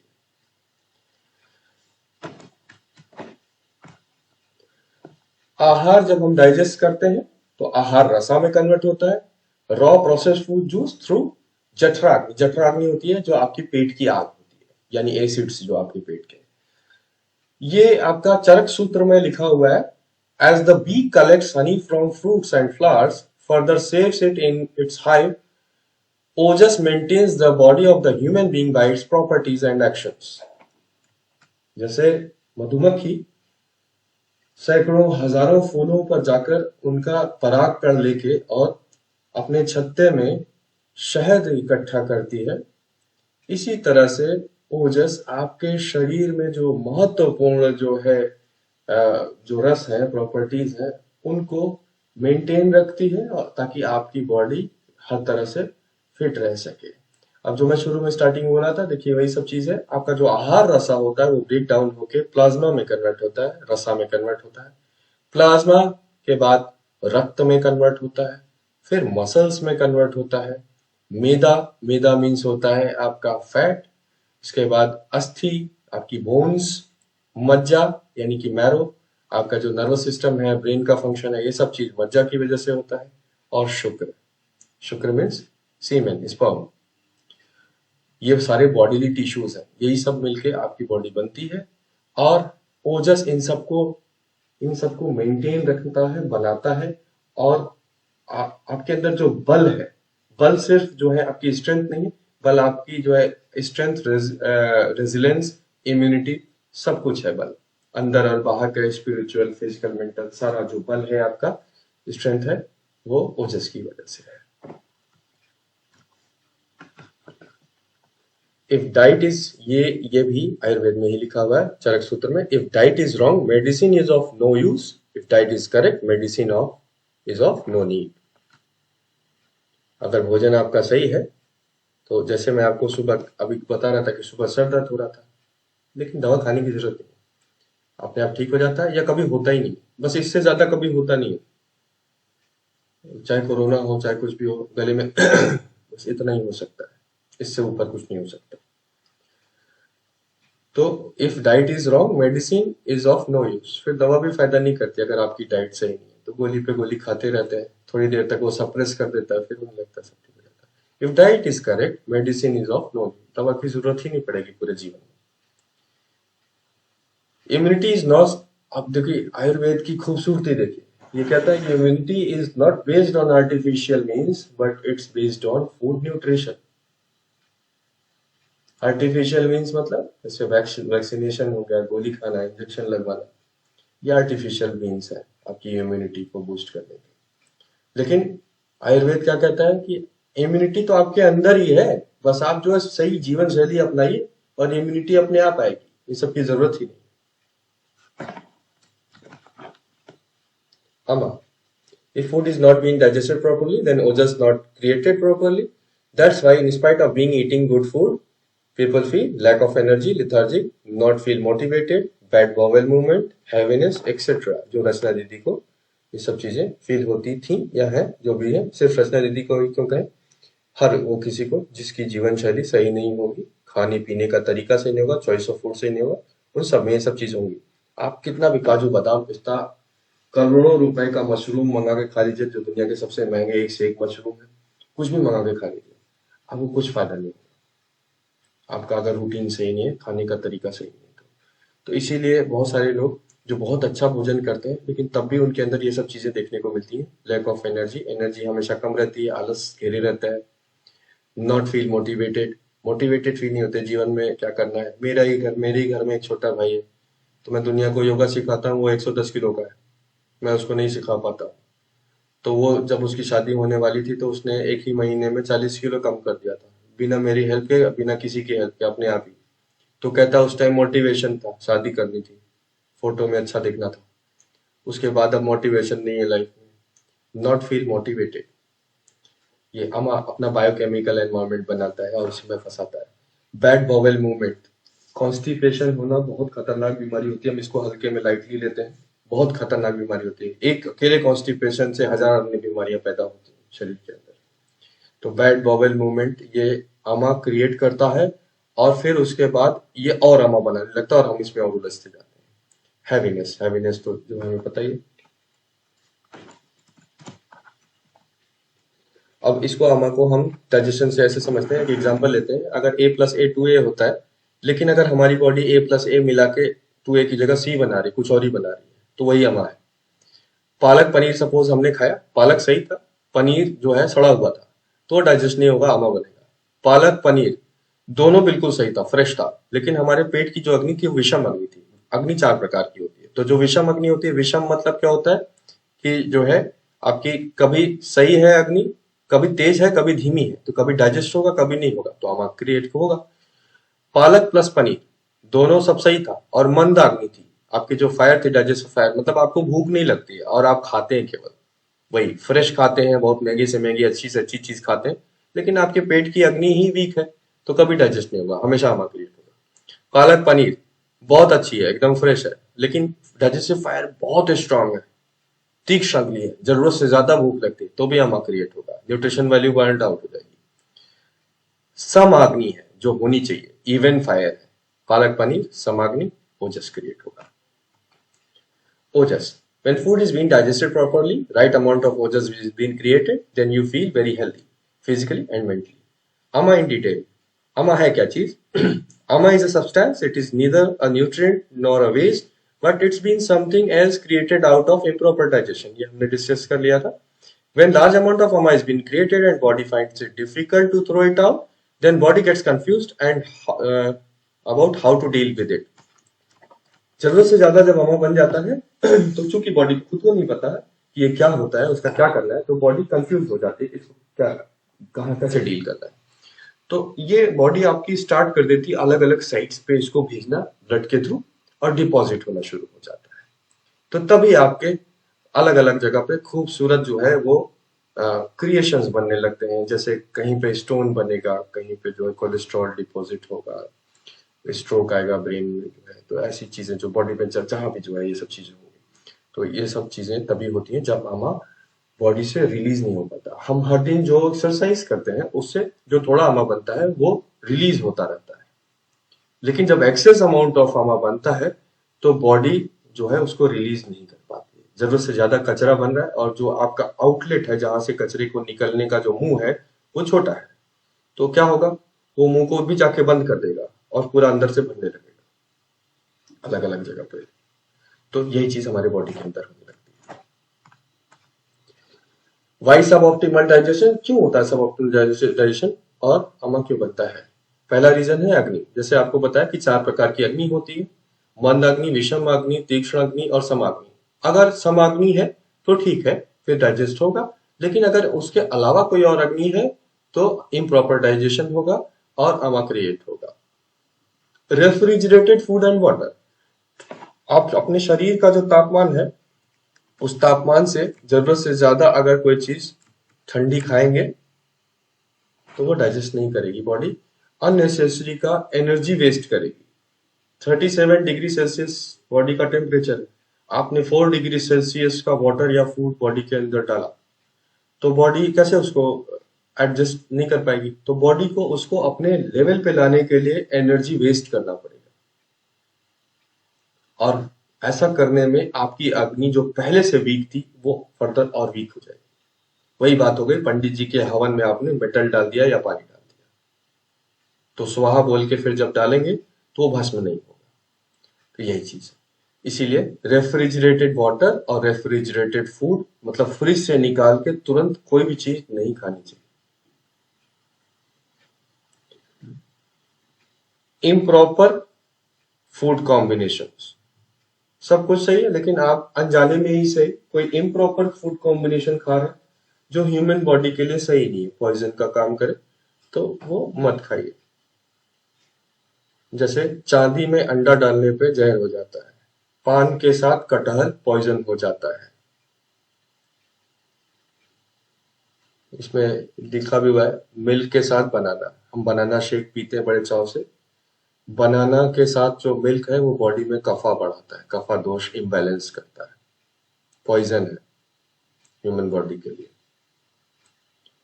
मिल्क और क्रीम ये बनाना के साथ सही कॉम्बिनेशन नहीं है। अनियन एंड मिल्क, कुछ लोग अनियन मिल्क के साथ भी, एक मुझे याद है उस टाइम मैं इतना पढ़ता नहीं था आयुर्वेद, तब मुझे पता नहीं था, वो अनियन और कैप्सिकम और मिल्क के साथ एक करी बनाता था, व्हाइट एग करी बनाता था, उड़ीसा का लड़का था। तो अब मैंने पढ़ा, अभी मुझे याद आ गया। तो हमें बहुत सारी चीजें ऐसा नहीं है कि जो हम जानबूझ के करें, हमें पता नहीं होता, तो इसलिए हम खाते हैं। तो जब भी आपको ऐसा लगे कि ये चीज खाए, इसकी वजह से मुझे दिक्कत हो रही है, तो आप समझ जाइए या तो वो फूड कॉम्बिनेशन गड़बड़ होगा कि आपकी बॉडी के लिए वो सूट नहीं कर रहा होगा, मत खाए, उसको छोड़ दीजिए। एलोवेरा सबको फायदा करता है, एलोवेरा मुझे सूट नहीं करता। एक ही बार में मैं समझ गया था, तब से आज तक मैं एलोवेरा का यूज नहीं करता हूँ। एलोवेरा का जूस पीने के साथ ही मेरा स्टमक अपसेट हो जाता है। जिसका खुद ही पित्त हाई हो, वात हाई हो, उसको आप एलोवेरा पिलाओगे तो क्या होगा? वैसे ही मेरा 1 मिनट से ज्यादा लगता नहीं फ्रेश होने में, और एलोवेरा की मुझे जरूरत क्या है? तो अगर मैं पीऊंगा तो मेरी हालत खराब रहेगी। तो इसी तरह से आपकी बॉडी का प्रकार डिफरेंट होगा, हो सकता है किसी और के लिए अच्छा हो, आपके लिए वो अच्छा ना हो, तो आप छोड़ दें उसको, ना इस्तेमाल करें। एक्सेस ऑयली फूड, ये तो हर किसी को पता है। एक्सेस ऑयली फूड तो जो है वो अमा क्रिएट करता है, डाइजेस्ट नहीं होता है। शुगरी फूड, जैसे कल हम डिस्कस कर रहे थे, विशाल जी कल पूछ रहे थे कि सर वो मम्मी ने बताया है कि जो है वो उसमें मसाले डालने से क्या होता है, तो मैंने इनको बताया था कि हर एक जो स्वाद होता है, टेस्ट होता है, उसकी एक प्रकृति होती है। हैवी टू डाइजेस्ट होता है, माइल्ड टू डाइजेस्ट होता है, इजी टू डाइजेस्ट होता है। तो जो शुगर होता है, शुगर जो टेस्ट होता है, वो सबसे ज्यादा हैवी टू डाइजेस्ट होता है। तो इसीलिए जरूरत से ज्यादा मीठा नहीं खाना चाहिए, और स्पेशली जिसको पतला होना है तो उसको तो वेट लॉस के वाले को तो जो है छोड़ ही देना चाहिए कुछ टाइम के लिए। मीठा नेचुरल मीठा खाइए, फल में जो मिठास है उस मीठे का इस्तेमाल करिए। आपके ग्रेन्स में, रोटी में जो मिठास है उस मिठास को एंजॉय करिए। मीठा का मतलब जरूरी नहीं है चीनी, मीठा नेचर में भी है, उस मीठे का स्वाद लीजिए, लेकिन वो मीठा लिमिट में होना चाहिए। All packaged and canned food, इस पे हम ऑलरेडी बात कर चुके। डेट्रीमेंटल लाइफस्टाइल, हाई स्ट्रेस, एक हमने क्लास की थी नर्वस सिस्टम के ऊपर, जो है स्ट्रेस एंड नर्वस सिस्टम के ऊपर, एएनएस, ऑटोनोमस नर्वस सिस्टम पे। उसमें जो है स्ट्रेस पे हमने बहुत डिटेल में बात किया था। आप कैसे जब स्ट्रेस्ड होते हैं तो आपके बॉडी में जो है दो तरह का जो है एएनएस होता है, ऑटोनोमस नर्वस सिस्टम होता है, पैरासिम्पैथेटिक और सिंपैथेटिक नर्वस सिस्टम। तो आपकी बॉडी का जब पैरासिम्पैथेटिक नर्वस सिस्टम एक्टिवेटेड होता है, जब वो स्ट्रेस्ड होते हैं, तो आपका ब्रेन ये समझता है, परसीव करता है कि कोई खतरा है, और आपके बॉडी में ब्लड सर्कुलेशन हाथ और पैर में लगातार ज्यादा रहने लगता है स्ट्रेस की वजह से। तो उसकी वजह से क्या होता है, और सब चीजें तो होती हैं, लेकिन एक चीज ये होती है कि आपका ब्लड सर्कुलेशन पेट से चला जाता है, डाइजेशन से चला जाता है, और हाथ और पैर में ज्यादा होने लगता है। तो आपका डाइजेशन हमेशा वीक रहने लगता है, और फर्दर और मंदग्नि होने लगती है, और आपका सब ऑप्टिमल डाइजेशन हो जाता है। तो इसीलिए स्ट्रेस में भोजन नहीं करना चाहिए। अगर आप स्ट्रेस में, पानी पीजिए, थोड़ा रिलैक्स होइए, प्राणायाम करिए, ध्यान करिए, उसके बाद तब भोजन करिए। कभी भी बहुत ज्यादा खुशी में, बहुत ज्यादा गम में, बहुत ज्यादा क्रोध में, हाई इमोशंस में कभी भी ईटिंग नहीं करनी चाहिए, भोजन नहीं करना चाहिए। इसके अलावा डेट्रीमेंटल लाइफस्टाइल, मतलब आपकी लाइफस्टाइल ही ऐसी है, हमेशा स्ट्रेस वाली लाइफस्टाइल। आपका काम ऐसा है, आपका पुलिस का काम है, आप पुलिस ऑफिसर हैं, या कुछ ऐसा काम ऐसा, आपका प्रोफेशन भी ऐसा है जो हम हमेशा आप स्ट्रेस में रहते हैं, तो भी जो है आपका जो डाइजेशन होगा वो वीक होगा, अग्नि वीक हो जाएगी, और अमा क्रिएट होगा। एक्सेसिव रॉ और अनकुक्ड फूड, इवॉल्व होने के बाद ह्यूमन बॉडी ज्यादातर कुक्ड फूड खाने के लिए बनी है, थोड़ा अमाउंट रॉ फूड खाने के लिए बनी है। अगर आप सिर्फ पतले होने के लिए सिर्फ फल फल खाते रहते हैं, या सिर्फ सलाद सलाद खाते रहते हैं, तो आपकी बॉडी के लिए अच्छा नहीं है ये। अमा क्रिएट होगा, अग्नि वीक होगी, सब ऑप्टिमल डाइजेशन होगा, आपकी इंटेस्टाइन सूख जाएगी, सिकुड़ जाएगी, और उसके बाद जो है आपकी बॉडी भूल जाएगी कि कुक्ड फूड पचाना कैसे होता है। और फिर आप जब कुक्ड फूड खाएंगे तो आपको पेट में चुभने लगेगा, ब्लोटिंग होने लगेगी, फ्लैटुलेंस होगा, पचेगा नहीं, क्योंकि बॉडी भूल चुकी होगी कौन से जूसेस चाहिए इसको पचाने के लिए, और आते सिकुड़ चुके होंगे, तो दर्द होने लगेगा पेट में आपके। इनएडिक्वेट स्लीप, बहुत जरूरत से ज्यादा सोना और जरूरत से कम सोना, दोनों से आपकी अग्नि वीक होती है, अमा क्रिएट होता है। पैटर्न होना चाहिए स्लीप का भी, खाने की तरह, कितने बजे सोना है, कितने बजे उठना है, हर दिन का फिक्स होना चाहिए। जरूरत से ज्यादा सोएंगे तो बॉडी में अमा क्रिएट होगा। लैक ऑफ रूटीन, ये तो हमेशा मैं कहता हूँ, जिसका सब कुछ सही है और रूटीन नहीं है तो वो जिंदगी में कुछ नहीं कर सकता। सबसे मेन चीज ही रूटीन है, सबकी मम्मी है रूटीन समझ लीजिए। इसी से सब है। ये नहीं, रूटीन नहीं तो कुछ नहीं। Irregular sleep and irregular eating habits. रात में उठ के फ्रिज खोल के बकरी की तरह चरते रहना, पहले मैं भी करता था। रात भर टीवी देखता रहता था, तारक मेहता देखता रहता था, और जाता था फ्रिज खोल खोल के ढूंढता था क्या खा लूं और क्या खा लूं, और कुछ नहीं मिलता था तो दूध में से मलाई उतार के ब्रेड पे डाल के उस पे से और सोने पे सुहागा चीनी डालता था और वो खाता था। वो बहुत पसंद था मुझे। मैंने विशाल जी को अपनी पुरानी फोटो दिखाई थी एक दिन, मैं कैसा दिखता था। तो मेरी भी अच्छी अच्छी आदतें थी, ऐसी बात नहीं। तो ये इससे होता है, इन सब चीजों से हमें क्रिएट होता है, बीमारी होती है और आपको और फंसाता है और क्रेविंग मिल जाता है उसमें जो है। फिर रात में जो है जब टीवी देखते थे तो उसमें देखते थे, अगर मान लीजिए कि जो है चाय पी रहा है, अरे हाँ चार चाय पी लेते हैं। फिर जाता था रात के 12-1 बजे चाय बनाता था, फिर चाय पी लिया, फिर और नींद नहीं आएगी, फिर थोड़ी देर फिर और देर जो है देखता था, और फिर आराम से मान लीजिए जब मेरी शादी नहीं हुई थी तो मुझे 9 बजे ऑफिस, मेरा 9 टाइम था, और मुझे घर से ऑफिस पहुंचने में लगभग 30 मिनट्स लगते थे। तो 30 मिनट्स लगते थे तो मैं एग्जैक्टली मान लीजिए 9 बजे वहां पहुंचना है, और 9 बज के 1 मिनट पे जो है वो पंचिंग फिर नहीं होती थी, वो एब्सेंट लग जाता था। तो मुझे एग्जैक्ट जो है 9 बजे से पहले पहुंचना होता था, नींद भी पूरी करनी है। तो मैं जाता कैसे था, मैं बाइक से जाता था, तो जाता कैसे था, 9 बजे जाना है तो मैं एग्जैक्ट 8:25 पे उठता था, और 8:25 पे उठने के साथ ही कोई ब्रश वश कुछ नहीं, सीधे कौवा स्नान करता था, कपड़ा पहनता था, और जो है टाई वाई लगा के बैठा, कोई कह नहीं सकता कि अभी सो के उठा है, और तुरंत ऑफिस पहुंचा, ऑफिस में पंचिंग किया, फिर उसके बाद फिर ऑफिस का टॉयलेट यूज करता था आधे घंटे। तो ऐसी लाइफस्टाइल, मतलब फिर तो आप जो है मतलब आप कह ही सकते हैं कि क्या कुछ हुआ होगा, कैसी कैसी चीजें शरीर में हुई होंगी। तो ये लाइफस्टाइल रूटीन। लेकिन मेरा रूटीन ये फिक्स था कि 8:25 पे उठना है, तो रूटीन था मेरा, लेकिन सही रूटीन नहीं था। स्लीपिंग और eating before previous meal is being digested completely.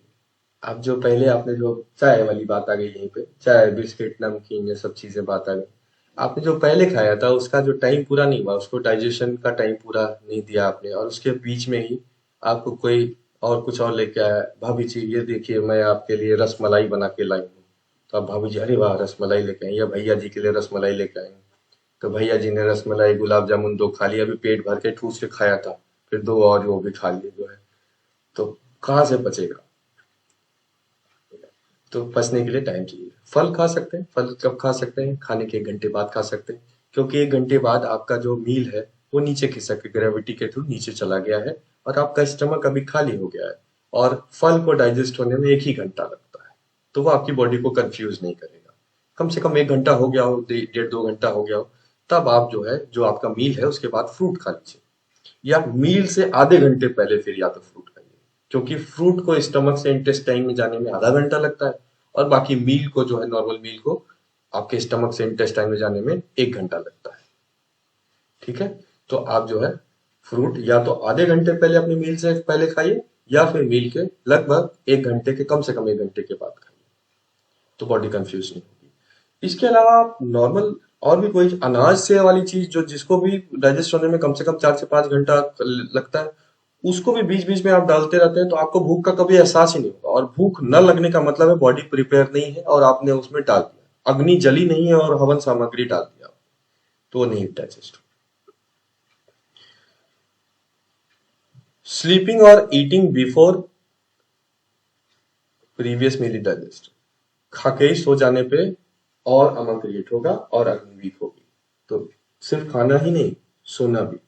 खाते ही, खाने के कितने देर बाद सो सकते हैं, कम से कम 1 घंटे बाद। और वैसे कितना टाइम होना चाहिए, आयुर्वेद के हिसाब से कम 3 से 4 घंटे का गैप होना चाहिए भोजन और सोने के बीच में, पूरी तरह से डाइजेस्ट हो जाना चाहिए आपका फूड। आपको दोबारा भूख लग जानी चाहिए जब आप सो रहे हैं, और पानी के अलावा कुछ नहीं जाना चाहिए। फिर रात के सोने की बात हो रही है, दिन में नहीं सोना चाहिए। दिन में कितना सोना चाहिए अभी हम आएंगे उस बात पे। एक्सेसिव ईटिंग स्वीट, जरूरत से ज्यादा स्वीट खाने पे, तो चूंकि जैसे बताया कि हर एक टेस्ट का जो है प्रकृति होती है, तो स्वीट जरूरत से ज्यादा खाएंगे तो डाइजेस्ट नहीं होगा, क्योंकि सबसे ज्यादा हैवी होता है डाइजेस्ट करने में। अनरिजॉल्व इमोशंस, ये बात वहीं पे हो गई जो ऊपर था। डेट्रीमेंटल लाइफस्टाइल में भी आपके जो है आपकी लाइफस्टाइल वहां पे ऐसी है, यहाँ पे इमोशंस है कुछ ऐसे पुराने या नए ऐसे इमोशंस है जो आपको परेशान करते रहते हैं। तो आप हमेशा उन्हीं विचारों में उलझे रहते हैं और आपका जो है डाइजेशन वीक हो जाता है, क्योंकि आपका सिंपैथेटिक नर्वस सिस्टम हमेशा एक्टिवेट रहता है। इमोशनल ईटिंग या बिंज ईटिंग, अगेन वही चीज हो गई।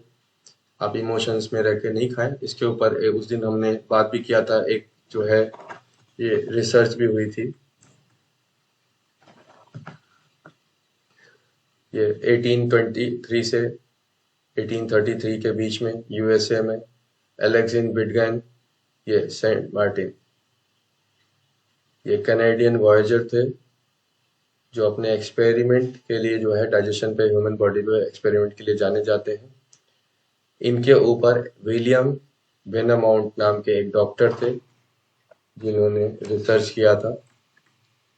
इनको अमेरिका में आर्मी ने गोली मार दी थी, आर्मी या नेवी में कहाँ पे थे, इनको गोली मार दी गई थी, पेट में गोली लगी थी और ऐसा कहा जाता है कि इनको कैप्टिव कर लिया गया था, लेकिन अमेरिकन से कहते हैं कि इन्होंने स्वेच्छा से अपना जीवन दान दे दिया था। और ये इस पे लिंक भी है, आप विकिपीडिया पे पढ़ भी सकते हैं इनके बारे में। तो इन्होंने जो है इनका जो स्टमक का जो घाव था उसको खुला हुआ रखा गया था और इनको जिंदा रखा गया था, और फूड कभी मुंह से डाला जाता था और कभी स्ट्रिंग से बांध के फूड डायरेक्टली स्टमक में डाला जाता था।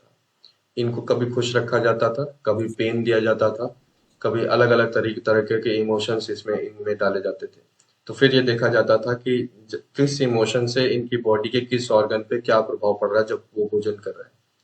तो ये स्टडी जो है बहुत लंबे समय तक चली और उसके बाद जो है ये निष्कर्ष निकला। फिर इन्होंने जो है अपना जो स्टडी थी, वो रिसर्च थी, उसको जो है दुनिया को दिया, जिससे बहुत हेल्प मिली। हालांकि आयुर्वेद में सालों से हजारों सालों से ये सब चीजें बातें लिखी हुई हैं, लेकिन मॉडर्न साइंस में साइंटिफिकली ये पहला रिसर्च था, पहला या आखिरी ही होगा, शायद ह्यूमन बॉडी पे किसी और ने ऐसा रिसर्च नहीं किया होगा।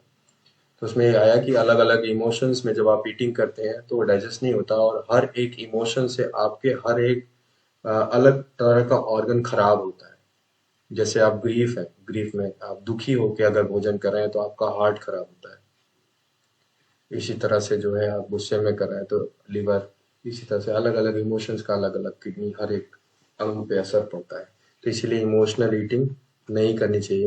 अगर आप इमोशन आपके इम्बैलेंस हैं तो छोड़ दीजिए उस टाइम भोजन करना, पानी पी के सो जाइए, मत करिए भोजन या जब बैलेंस हो जाए तब करिए। टू मच आउटसाइड ईटिंग, ये इस पे भी हमने कल डिस्कस किया था। टू मच आउटसाइड ईटिंग का मतलब क्या हुआ, क्यों गड़बड़ है। आपका मॉलिक्यूलर स्ट्रक्चर, जो आपका घर का भोजन है, आप घर में भी दाल रोटी खा रहे हो और बाहर भी दाल रोटी खा रहे हो। घर में जो आप जो है अनाज लाते हो वो एक फिक्स ब्रांड का फिक्स दुकान से लाते हो और लंबे समय तक इंडियंस स्टोर करके रखते हैं। तो आपकी बॉडी यूज टू हो जाती है उसके मॉलिक्यूलर स्ट्रक्चर से। जब आप वही चीज, वही दाल रोटी, वही अरहर की दाल, वही रोटी, गेहूं के आटे की रोटियां बाहर जाके खाते हैं तो पेट में गैस बनाती है या फुला देती है, पेट को ब्लोटिंग हो जाती है, डाइजेस्ट नहीं होता है। सेम उतना ही खाते हैं आप, 2 ही रोटी खाते तो भी नहीं पचती। इसलिए होता है क्योंकि उसका मॉलिक्यूलर स्ट्रक्चर बॉडी को नोन टू नहीं, प्लस उसमें सोडा डाला जाता है, हो सकता है कुछ और ऐसी चीज डाली जाती है वो जो आप घर में नहीं डालते, केमिकल्स डाले जाते हैं। सोडा हम घर में कभी कभी डालते हैं जब आपकी दाल नहीं गलती, जब आपका चना नहीं गलता है, तब आप कभी कभी कभार सोडा डालते हैं। होटल में रोज डाला जाता है, हर चीज में डाला जाता है सोडा। तो इस वजह से बहुत ज्यादा कभी कभार बाहर खाना ठीक है। समोसा मैं भी खाता हूँ, हर दिन थोड़ी खाता हूँ, कभी खाता हूँ, सब चीज खाता हूँ, लेकिन कभी कभी और लिमिट में।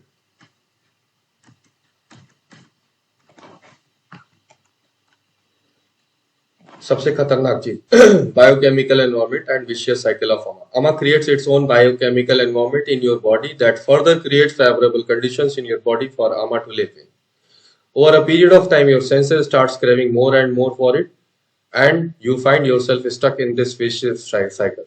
It becomes very difficult to come out of it, and with the situation worsens till you are alive in your body. That's why craving increases. जो चाय नहीं छोड़ पाते हैं। मैं चेन स्मोकर था, मैं 60 से 90 सिगरेट एक दिन में पीता था। वह मुझसे पूछता है कि कैसे छोड़ दिया आपने? अब मुझे बहुत साल हो गए, डिकेड हो गया छोड़े हुए। कैसे छोड़ दिया? नहीं छोड़ पाते हैं ये सब चीजें। तो मैंने कहा कि जो है सब जो है ये दिमाग की उपज है और कुछ नहीं। आप जो है एक बैग ही छोड़ सकते हो, आप जिस दिन चालोगे उस दिन छोड़ दोगे। उससे एक विशियस साइकिल से एक मैंने इकोनॉमिक्स से ग्रेजुएशन किया हुआ है, तो उसमें एक धक्का सिद्धांत होता है। मैंने सब हिंदी में पढ़ाई की है, इसलिए इंग्लिश में उसका मुझे नहीं पता शायद जो है पुश फॉरवर्ड थ्योरी ऐसे कुछ होगा उसका इंग्लिश।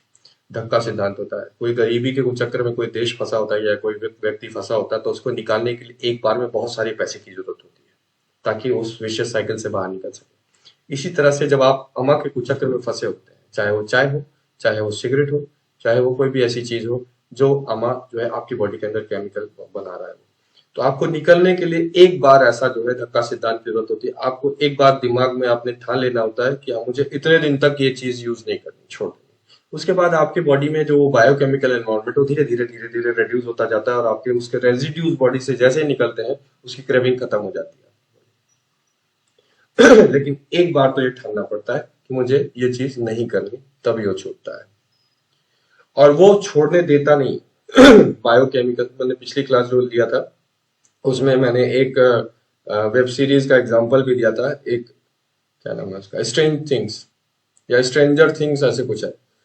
उसकी 6 सीजन आ चुके हैं, 5 या 6 सीजन आ चुके हैं। स्ट्रेंजर थिंग्स में जैसे ऊपर की दुनिया है, ऐसे जमीन के नीचे भी एक दूसरी दुनिया है। इसकी अपोजिट दुनिया है।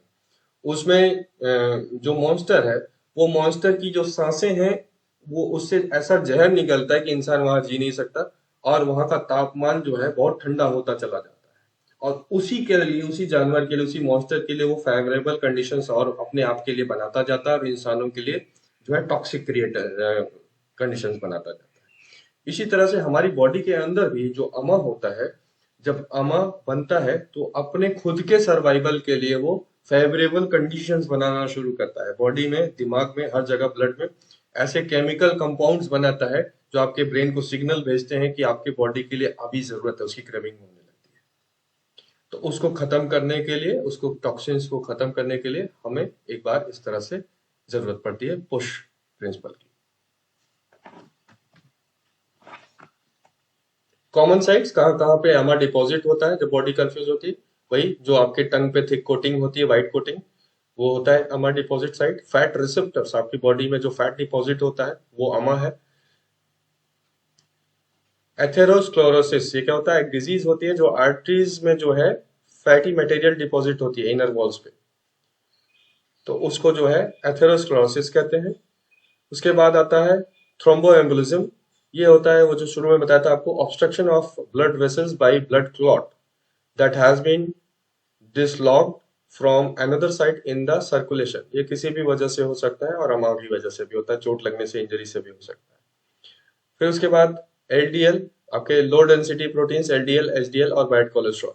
यूरिक एसिड इन जॉइंट्स, ये भी अमा क्रिएशन है। Stone in gall bladder, kidney, sinus congestion, mucus, fibrocystic changes in the body like constipation, indigestion, bloating, burping, flatulence with indistinct bad smell, stool with bad smell, mucus in stool, heaviness after eating, dullness of skin, dullness of eyes। ये सब सारे symptoms और common sites हैं अमा के। Cleansing कैसे clean करेंगे? जब हम योगा करते हैं तो आपकी बॉडी से जो daily little bit of amount of अमा बन रहा है वो क्लीन होता रहता है। पंचकर्मा से, पंचकर्मा क्या होता है? Intense cleansing of body internally through 5 different Ayurvedic methods, वमन, विरेचन, वस्ती, नस्य और रक्त मोषण। षट क्रियास, 6 क्लींजिंग योगिक क्रियास जैसे नेति, नेजल क्लींजिंग जो हम यहाँ पे करते हैं, कपालभाति, नवली, धौती, बस्ती, त्राटका। इंडियन स्पाइसेस एंड हर्ब्स, इनसे भी अमा क्लीन होता है। फूड, फूड में राइट क्वांटिटी, राइट क्वालिटी, सात्विक, राइट टाइम, राइट वे, सही तरीका खाने का, and proper combination of foods. Cleansing of, इसके आगे और cooking and eating at home, घर पे खाना बनाना जो है कैसे? इमोशंस, आपके इमोशंस और स्टोर्ड इंग्रेडिएंट्स, इस पे हमने बात कर लिया। बाहर खाते हैं तो ये चीज का फर्क होता है। केमिकल आप यूज नहीं करते घर में। No processed food, processed food मत खाइए, अगर खाते हैं तो फ्रेश फूड खाइए, बासी मत खाइए। खाते हैं तो कभी कभार मजबूरी में। वार्म वाटर से अमा क्लीन होता है, क्यूमिन वाटर से अमा क्लीन होता है। त्रिकटु जो मील प्लान में आपके है, त्रिकटु इंडियन लॉन्ग पेपर, त्रिकटु में 3 जो है आपके स्पाइसेस होते हैं, इनको मिला के त्रिकटु बनता है। अगर इंडाइजेशन की प्रॉब्लम है तो 30 मिनट्स मील से पहले लें त्रिकटु, और अगर हैवीनेस की प्रॉब्लम है तो आफ्टर मील 30 मिनट्स। फास्टिंग करने से अमा क्लीन होता है। डेली 12 से 13 घंटे की intermittent fasting, accept in few cases, जैसे टाइप 1 डायबिटिक है तो आपको फास्टिंग मना किया जाता है। ये सब चीजें अपनी थाली में इंट्रोड्यूस करिए, ये सब चीजें रिमूव करिए। तामसिक फूड सभी प्रकार के जो है रिमूव करिए। Alcohol, red meat, tobacco, frozen canned food, processed food, white sugar, white salt, milk, poor quality milk, stale food, बासी खाना, cold water, over eating, fried food, spoiled food, greasy और oily food, anxiety and stress. Introduce किया है sattvic food, right quantity, mindfulness while eating, prayer करके खाएं, fresh food, whole grains, curd, yoghurt, buttermilk with breakfast और lunch only, nuts, ghee, quality milk. अगर quality milk का access नहीं है तो मिल्क का यूज ना करें। लेंटिल्स, जो लोग मील प्लान पे हैं वो कम से कम 2 महीने तक मिल्क यूज ना करें एक्सेप्ट कर्ड। लेंटिल्स स्पेशली मूंग दाल, फ्रेश वेजिटेबल्स और मेडिटेशन। Thank you. पूछिए।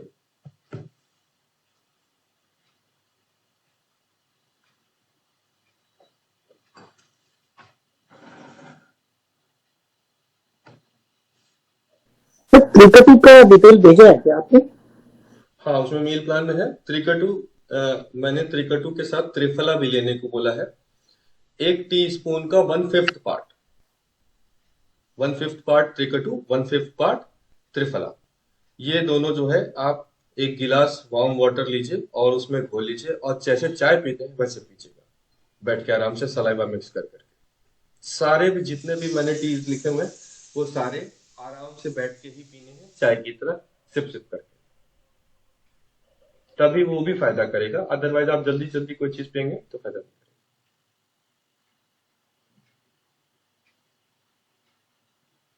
ठीक है विकी जी, क्या समझ में आया? क्यों एलर्जी है, क्यों जुकाम होता है?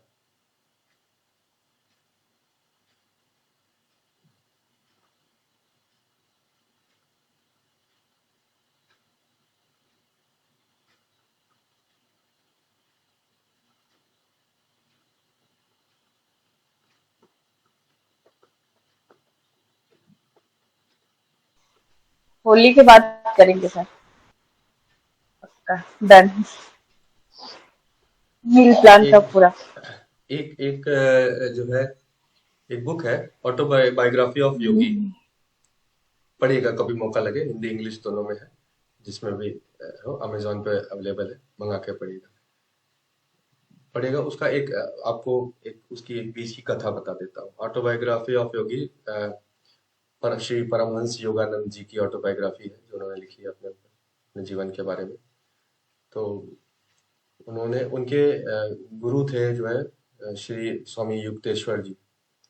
तो युक्तेश्वर जी के पास जो है ये परमहंस योगानंद जी जाते नहीं, उसके पहले एक जो है एक व्यक्ति, एक महिला आती है, वो बताती हैं कि उनके जो है पति बहुत बीमार है और जो है उनको वैद्य ने, डॉक्टरों ने बोला है, 18th सेंचुरी में थे परमहंस योगानंद, 18th से 19th के बीच में थे। तो डॉक्टर्स ने उनको बोला, अंग्रेज डॉक्टर थे, उन्होंने बोला कि अब इनको बचाना मुश्किल है। तो वो उनके पास आती है, परमहंस योगानंद जी के पास आती है, उनसे कहती हैं कि आप जो है गुरुदेव मेरे पति की प्राणों की रक्षा कीजिए।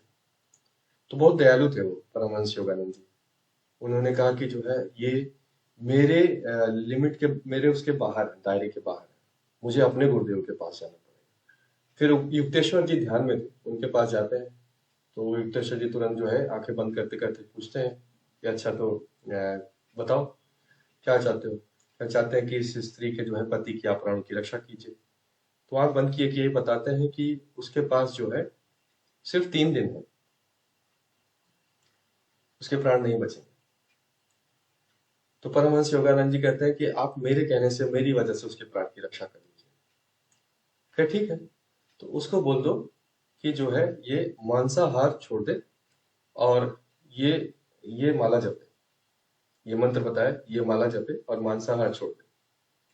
अगर उसने ऐसा कर लिया तो उसके प्राण बच जाएंगे, लेकिन वो ऐसा सिर्फ 2 दिन करेगा, उसके बाद वो ठीक हो जाएगा और वो ठीक होने के बाद फिर वो मांसाहार करने लगेगा, फिर वही अपने पुराने जीवन शैली पे आ जाएगा और फिर 3 महीने बाद उसकी मृत्यु हो जाएगी। तो परमहंस योगानंद जी ने कहा ऐसा क्यों? कह रहा है ऐसा इसलिए क्योंकि उसकी नियति लिखी हुई है, उसका प्रारब्ध जो भोग है वो लिखा हुआ है। चूंकि वो सिद्ध पुरुषों महापुरुषों के जो है सानिध्य में आ गई है, इसलिए कुछ क्षण के लिए उसको उससे राहत मिल जाएगी, मुक्ति मिल जाएगी, लेकिन पूर्ण मुक्ति नहीं मिल पाएगी। तो वो उसको बोलते हैं वो, और परमहंस जी तो सोचते हैं कि हाँ ठीक है, इसके प्राण बच जाएंगे। वो ये थोड़ी सोचते हैं कि मरने के लिए कोई फिर से उसमें चला जाएगा। वो जाती है, 3 महीने बाद वापस आती है और वैसा ही ठीक वैसा ही हुआ था। तो ठीक है, मेरा काम है बताते रहना, बाकी आप लोग का जो है प्रारब्ध भोग है, आपकी नियति है, वो मैं क्या कोई भी नहीं बदल सकता। तो इसीलिए जो करता है, मैं मानता हूँ सरोज दीदी को करते हुए 9-10 महीने हो गए। अब इनसे पूछे कि जो है जो आज अम्मा की क्लास ली है, इनको खुद ये चीज रियलाइज हो रहा होगा कि ये सब चीजें हुई हैं इनके अंदर। जो ओजस का क्रिएशन है वो आपके बाहर दिखता है, अंदर से आपको फील होता है, और जो आपको दिखता है वो देखने वाले को बाहर से फील होता है। तो देखिएगा, ठीक है, कोई बात नहीं। बस मैं यही सोचता रहता हूँ परमहंस योगानंद की जगह जी की तरह की जो है, कहीं बेचारे के जीवन में देर ना हो जाए, समय रहते सही तरीके पे आ जाए।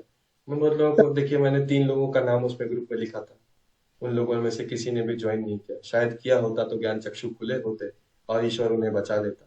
नहीं बचाना चाहता होगा, क्या कर सकता हूँ मैं भी। तो रचना दीदी को मेरी दीदी के माध्यम से कोई मिला और आज जो है उन्होंने ज्वाइन किया। हाँ, मेरा काम है सबको कहते रहना, लेकिन अगर इनके मन में ये विचार है कि हाँ कर लेते हैं, मैं तो सबको कहता रहता हूँ, ऐसा नहीं कि इन्हीं को कह रहा हूँ, मैं सबको कहता रहता हूँ। तो अगर इनके मन में विचार है कि जो है हाँ कर लेते हैं, तो इट मीन्स जो है ईश्वर चाहता है कि इनको बचा दे। हर वो जो सही काम सही रास्ते पे चला जाता है, तो इसका मतलब आपने पिछले जन्म में या इस जन्म में कुछ अच्छे काम किए होंगे, जो बिना डॉक्टर के आप ठीक होने के सही रास्ते पे आ गए। चलिए, कुछ और पूछना है?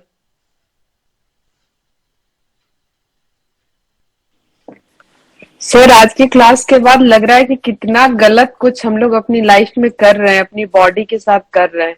तो ये सोच के पूरी बॉडी को रिसाइकिल करने की जरूरत है, ऐसा फील हो रहा है।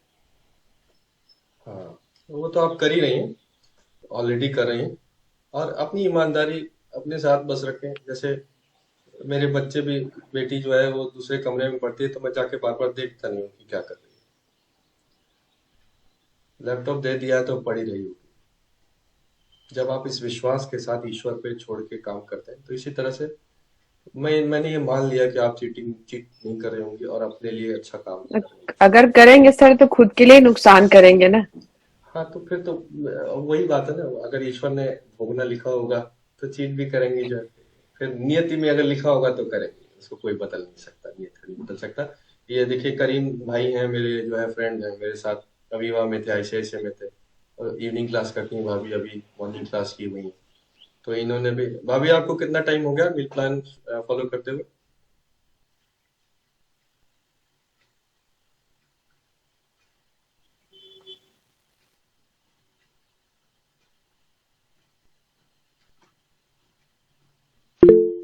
मुझे 12 दिन से ऊपर हो रहा है, अभी 13-14 दिन हो रहे हैं।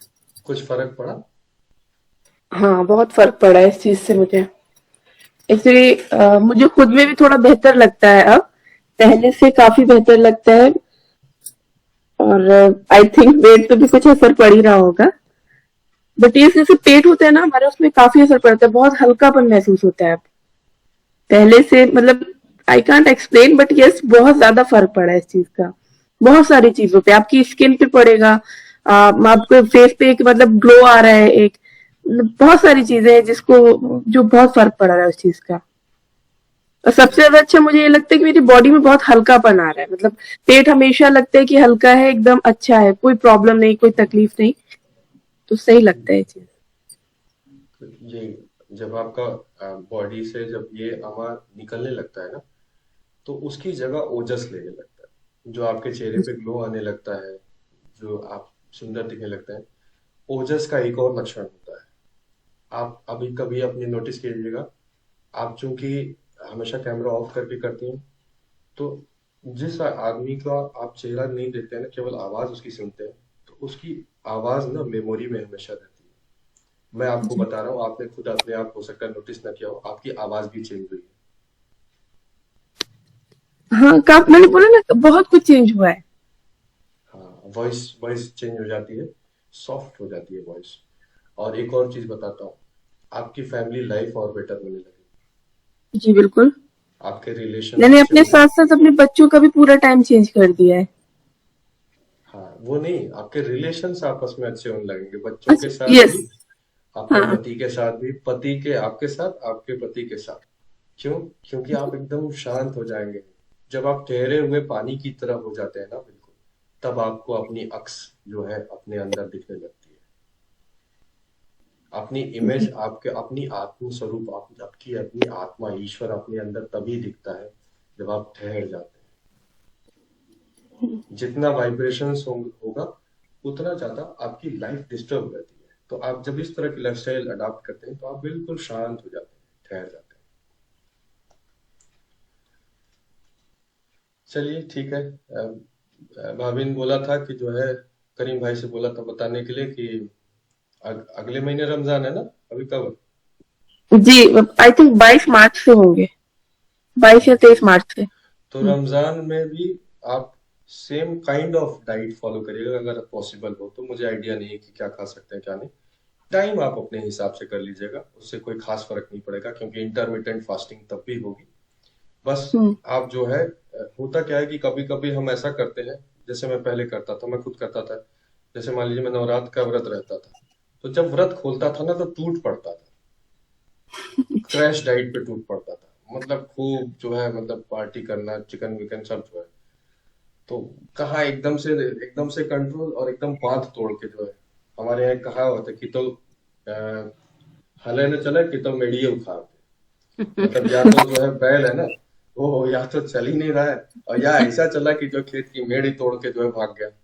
तो ऐसा नहीं होना चाहिए, आपका कंट्रोल बैलेंस होना चाहिए हमेशा, पूरी थ्रू आउट लाइफ बैलेंस होना चाहिए। तो ये देखिएगा कि रोजा करिए, ये सब चीजें करिए, लेकिन जब करने के बाद जो है आप जो है जाएं नॉर्मल, जब रूटीन में जाएं, तो तब भी ये रूटीन को ध्यान में रखिए, फॉलो करें। आप जी। आउट ऑफ कंट्रोल कभी भी ना हो लाइफ में, हमेशा हर चीज को आप कंट्रोल कर सकें, बस इतना ही, यही नुस्खा लाइफ में काम आता है।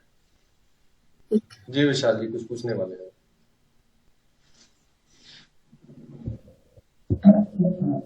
सर जी, जो क्रेविंग होता है, तो वो हमेशा अमा की वजह से होता है, फूड क्रेविंग, क्योंकि आपके जी, थोड़ा थोड़ा और आगे आ जाइए, आपकी आवाज गूंज रही है और कम आ रही है। हाँ, अमा की वजह से होता है। वही क्वेश्चन है कि हमेशा वो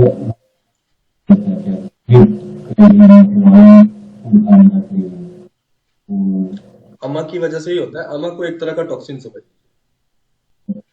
तो आपके बॉडी में जिस टाइप का टॉक्सिन होगा, उस टाइप का ब्लड के अंदर बायोकेमिकल एनवायरमेंट बनेगा, वो ऐसे जो है वो कंपाउंड्स प्रोड्यूस करेगा। तो अगर आपको शुगर की क्रेविंग हो रही है, तो वो शुगर इसलिए हो रही है क्योंकि जो है वो उस तरह का जो है केमिकल्स बॉडी के अंदर है, और एक टाइम के बाद जो है वो आपको जो है वो मांगेगा, तलब लगेगी। जैसे मैंने जब सिगरेट छोड़ भी दिया था, तो बहुत लंबे समय तक ऐसा होता था कि मैं टीवी में अगर मान लीजिए किसी हीरो को जो है देख रहा हूँ स्मोक करते हुए, तो मुझे मन करता था कि मैं भी करूँ। या फिर मैं गाड़ी से जा रहा हूँ, अगर मैं जो है वो पनवाड़ी की दुकान कहीं भी देखता था ना, तो जो है मेरा मन करने लगता था कि गाड़ी रोक लेता हूँ, एक तो पी लेता हूँ। और मैंने कई बार जो है जीवन में छोड़ने की कोशिश की थी, नहीं छोड़ पाया था। जब मैं अल्टरनेट लेके छोड़ता था कि अभी च्युइंगम खा के छोड़ देता हूँ, कभी इसके बदले में तंबाकू खा लेता हूँ, सिगरेट छोड़ देता हूँ, तो वो अल्टरनेट ऑप्शन से होता क्या था, छूटता कुछ नहीं था, वो ऐड हो जाता था। ये भी खाता हूँ, ये भी पीता हूँ, दोनों चीज हो जाती थी। तो अब फिर दोनों की तलब लगने लगती थी। फिर क्या होता था, एक सीक्वेंस बन जाता था। पहले स्मोक किया, स्मोक की बदबू मिटाने के लिए रजनीगंधा खाया, फिर फिर रजनीगंधा के बाद जो है फिर जो है चूंकि तंबाकू भी खा लिया था तो फिर च्युइंगम खाया, फिर वो निकोटीन वाला च्युइंगम खाया, तो ये सीक्वेंस बन जाता था। तो सबकी क्रेविंग जो है चूंकि फिक्स हो गई दिमाग में, एक फिक्स हो गया, इसके बाद ये, इसके बाद ये, इसके बाद ये, तो हर चीज की क्रेविंग होने लगी। वो क्रेविंग हटी कैसे? एकदम से जब कुछ टाइम के लिए छोड़ दिया, तो जैसे आपका हैबिट बनाने के लिए होता है ना 21 डेज रूल होता है ना, कि किस दिन तक आप कोई काम करो हैबिट बनती है, तो इसी तरह से छुड़ाने के लिए भी वही चीज आप रिवर्स करो। तो आप जो है जब 1 महीने तक वो चीज करोगे तो आपकी हैबिट बन जाएगी, वही चीज आप साल भर तक कर लो, लाइफस्टाइल बन जाएगी, फिर हम परमानेंटली खत्म हो जाएगा। आपकी जब हैबिट छूटती है तो उस बीच में आप टेस्ट मत करने लगना उसको, अदरवाइज वो दोबारा से हो जाता है। ये मेरे साथ बहुत होता था पहले, मैं कॉलेज में जब था छोड़ता था, फिर 1-2 महीने बाद सोचता था कि दोस्त लोग कहते थे हाँ ठीक है एक बार और पी लेता, फिर एक ही पफ मारता था, फिर वो दिन भर फिर शुरू हो जाता था, एक ड्रैग के बाद ही शुरू हो जाता था। तो जो है कोई भी चीज हो, चीनी है, आप बहुत दिन तक ना खाइए तो क्रेविंग फिर खत्म हो जाती है, लेकिन आप जैसे ही एक ही मिठाई खाते हैं और फिर से जो है वो शुरू हो जाती है, तो वो ठीक है, कभी कभार खाना ठीक है, लेकिन अगर आप अपने दिमाग से किसी चीज को कंट्रोल कर सकते हैं तो क्रेविंग का कोई फर्क नहीं पड़ता। सब चीज दिमाग से ही है, वही अमा की वजह से होता है। सही सही कह रहे हैं आप। ठीक है शालिनी जी, ब्लड प्रेशर भी अमा क्रिएशन की वजह से होता है। सर मुझे ब्लड प्रेशर कभी कभी बाहर के माहौल से भी थोड़ा फर्क स्ट्रेस होता है। स्ट्रेस स्ट्रेस उसमें था ना, हाँ, अनरिजॉल्व मेरा तो इमोशंस। मुझे लगता है अपने आप ही फील होता है कि आजू बाजू के माहौल से होता है, हाँ, और फिर खुद ही ठीक भी लगता है। आप त्राटक क्रिया जो है कोशिश क्या करिए कि जब बच्चे स्कूल चले जाएं या घर में आप अकेले 10 ही मिनट से ही त्राटक क्रिया और फॉलोड बाय मेडिटेशन। नहीं, वो करूंगी, मुझे अच्छा लगा था, बहुत अच्छा, वो मैं कर हाँ, सकती हूँ। और त्राटक में अगर जैसे मान लीजिए कि प्रैक्टिकली पॉसिबल नहीं होता है हमेशा त्राटक करना, क्योंकि शांत होना चाहिए वातावरण, अंधेरा होना चाहिए, दिया जलाना है आपको, तो हमेशा पॉसिबल नहीं, तो कम से कम नाड़ी शोधन प्राणायाम तो आदमी कभी भी हर दिन कर सकता है। तो जब भी बराबर। आपको ऐसा लगे स्ट्रेस आपका बढ़ रहा है, बाहर के वातावरण में फालतू की आवाजें आ रही हैं, तो नाड़ी शोधन प्राणायाम, और आवाजें बंद करने के लिए क्या चाहिए? भ्रामरी। कान में अंगूठा डाल के ऐसे हिलाइए, आवाज की आवाज नहीं आएगी, ऐसा लगेगा सब लोग भ्रामरी कर रहे हैं, ऐसे आवाज आएगी। सर कहना बहुत इजी होता है, जो चीज इधर चल रही होती है वो नहीं होता है, पर नहीं फिर भी अच्छा लगता है, नहीं, वो तो मैं हो, करूंगी, और हो, नाटक क्रिया करके होता तो है, मुझे बहुत अच्छा लगा। होता है, नियमित अभ्यास से होता है, हर एक चीज होती है। जैसे भगवान ने एक मुंह और दो कान दिए ना, तो उसका इस्तेमाल करना चाहिए। इधर से सुना, इधर से निकाला, जब जो मन किया उसको रखा, स्टोर किया, जो मन नहीं किया उसको निकाल दिया। बराबर। आपके दिमाग में वही चीज स्टोर होती है जिस चीज को आप रिएक्ट करते हैं। जब किसी चीज को आप आंसर करने की कोशिश करते हैं वो दिमाग में स्टोर होती है। कभी भी ये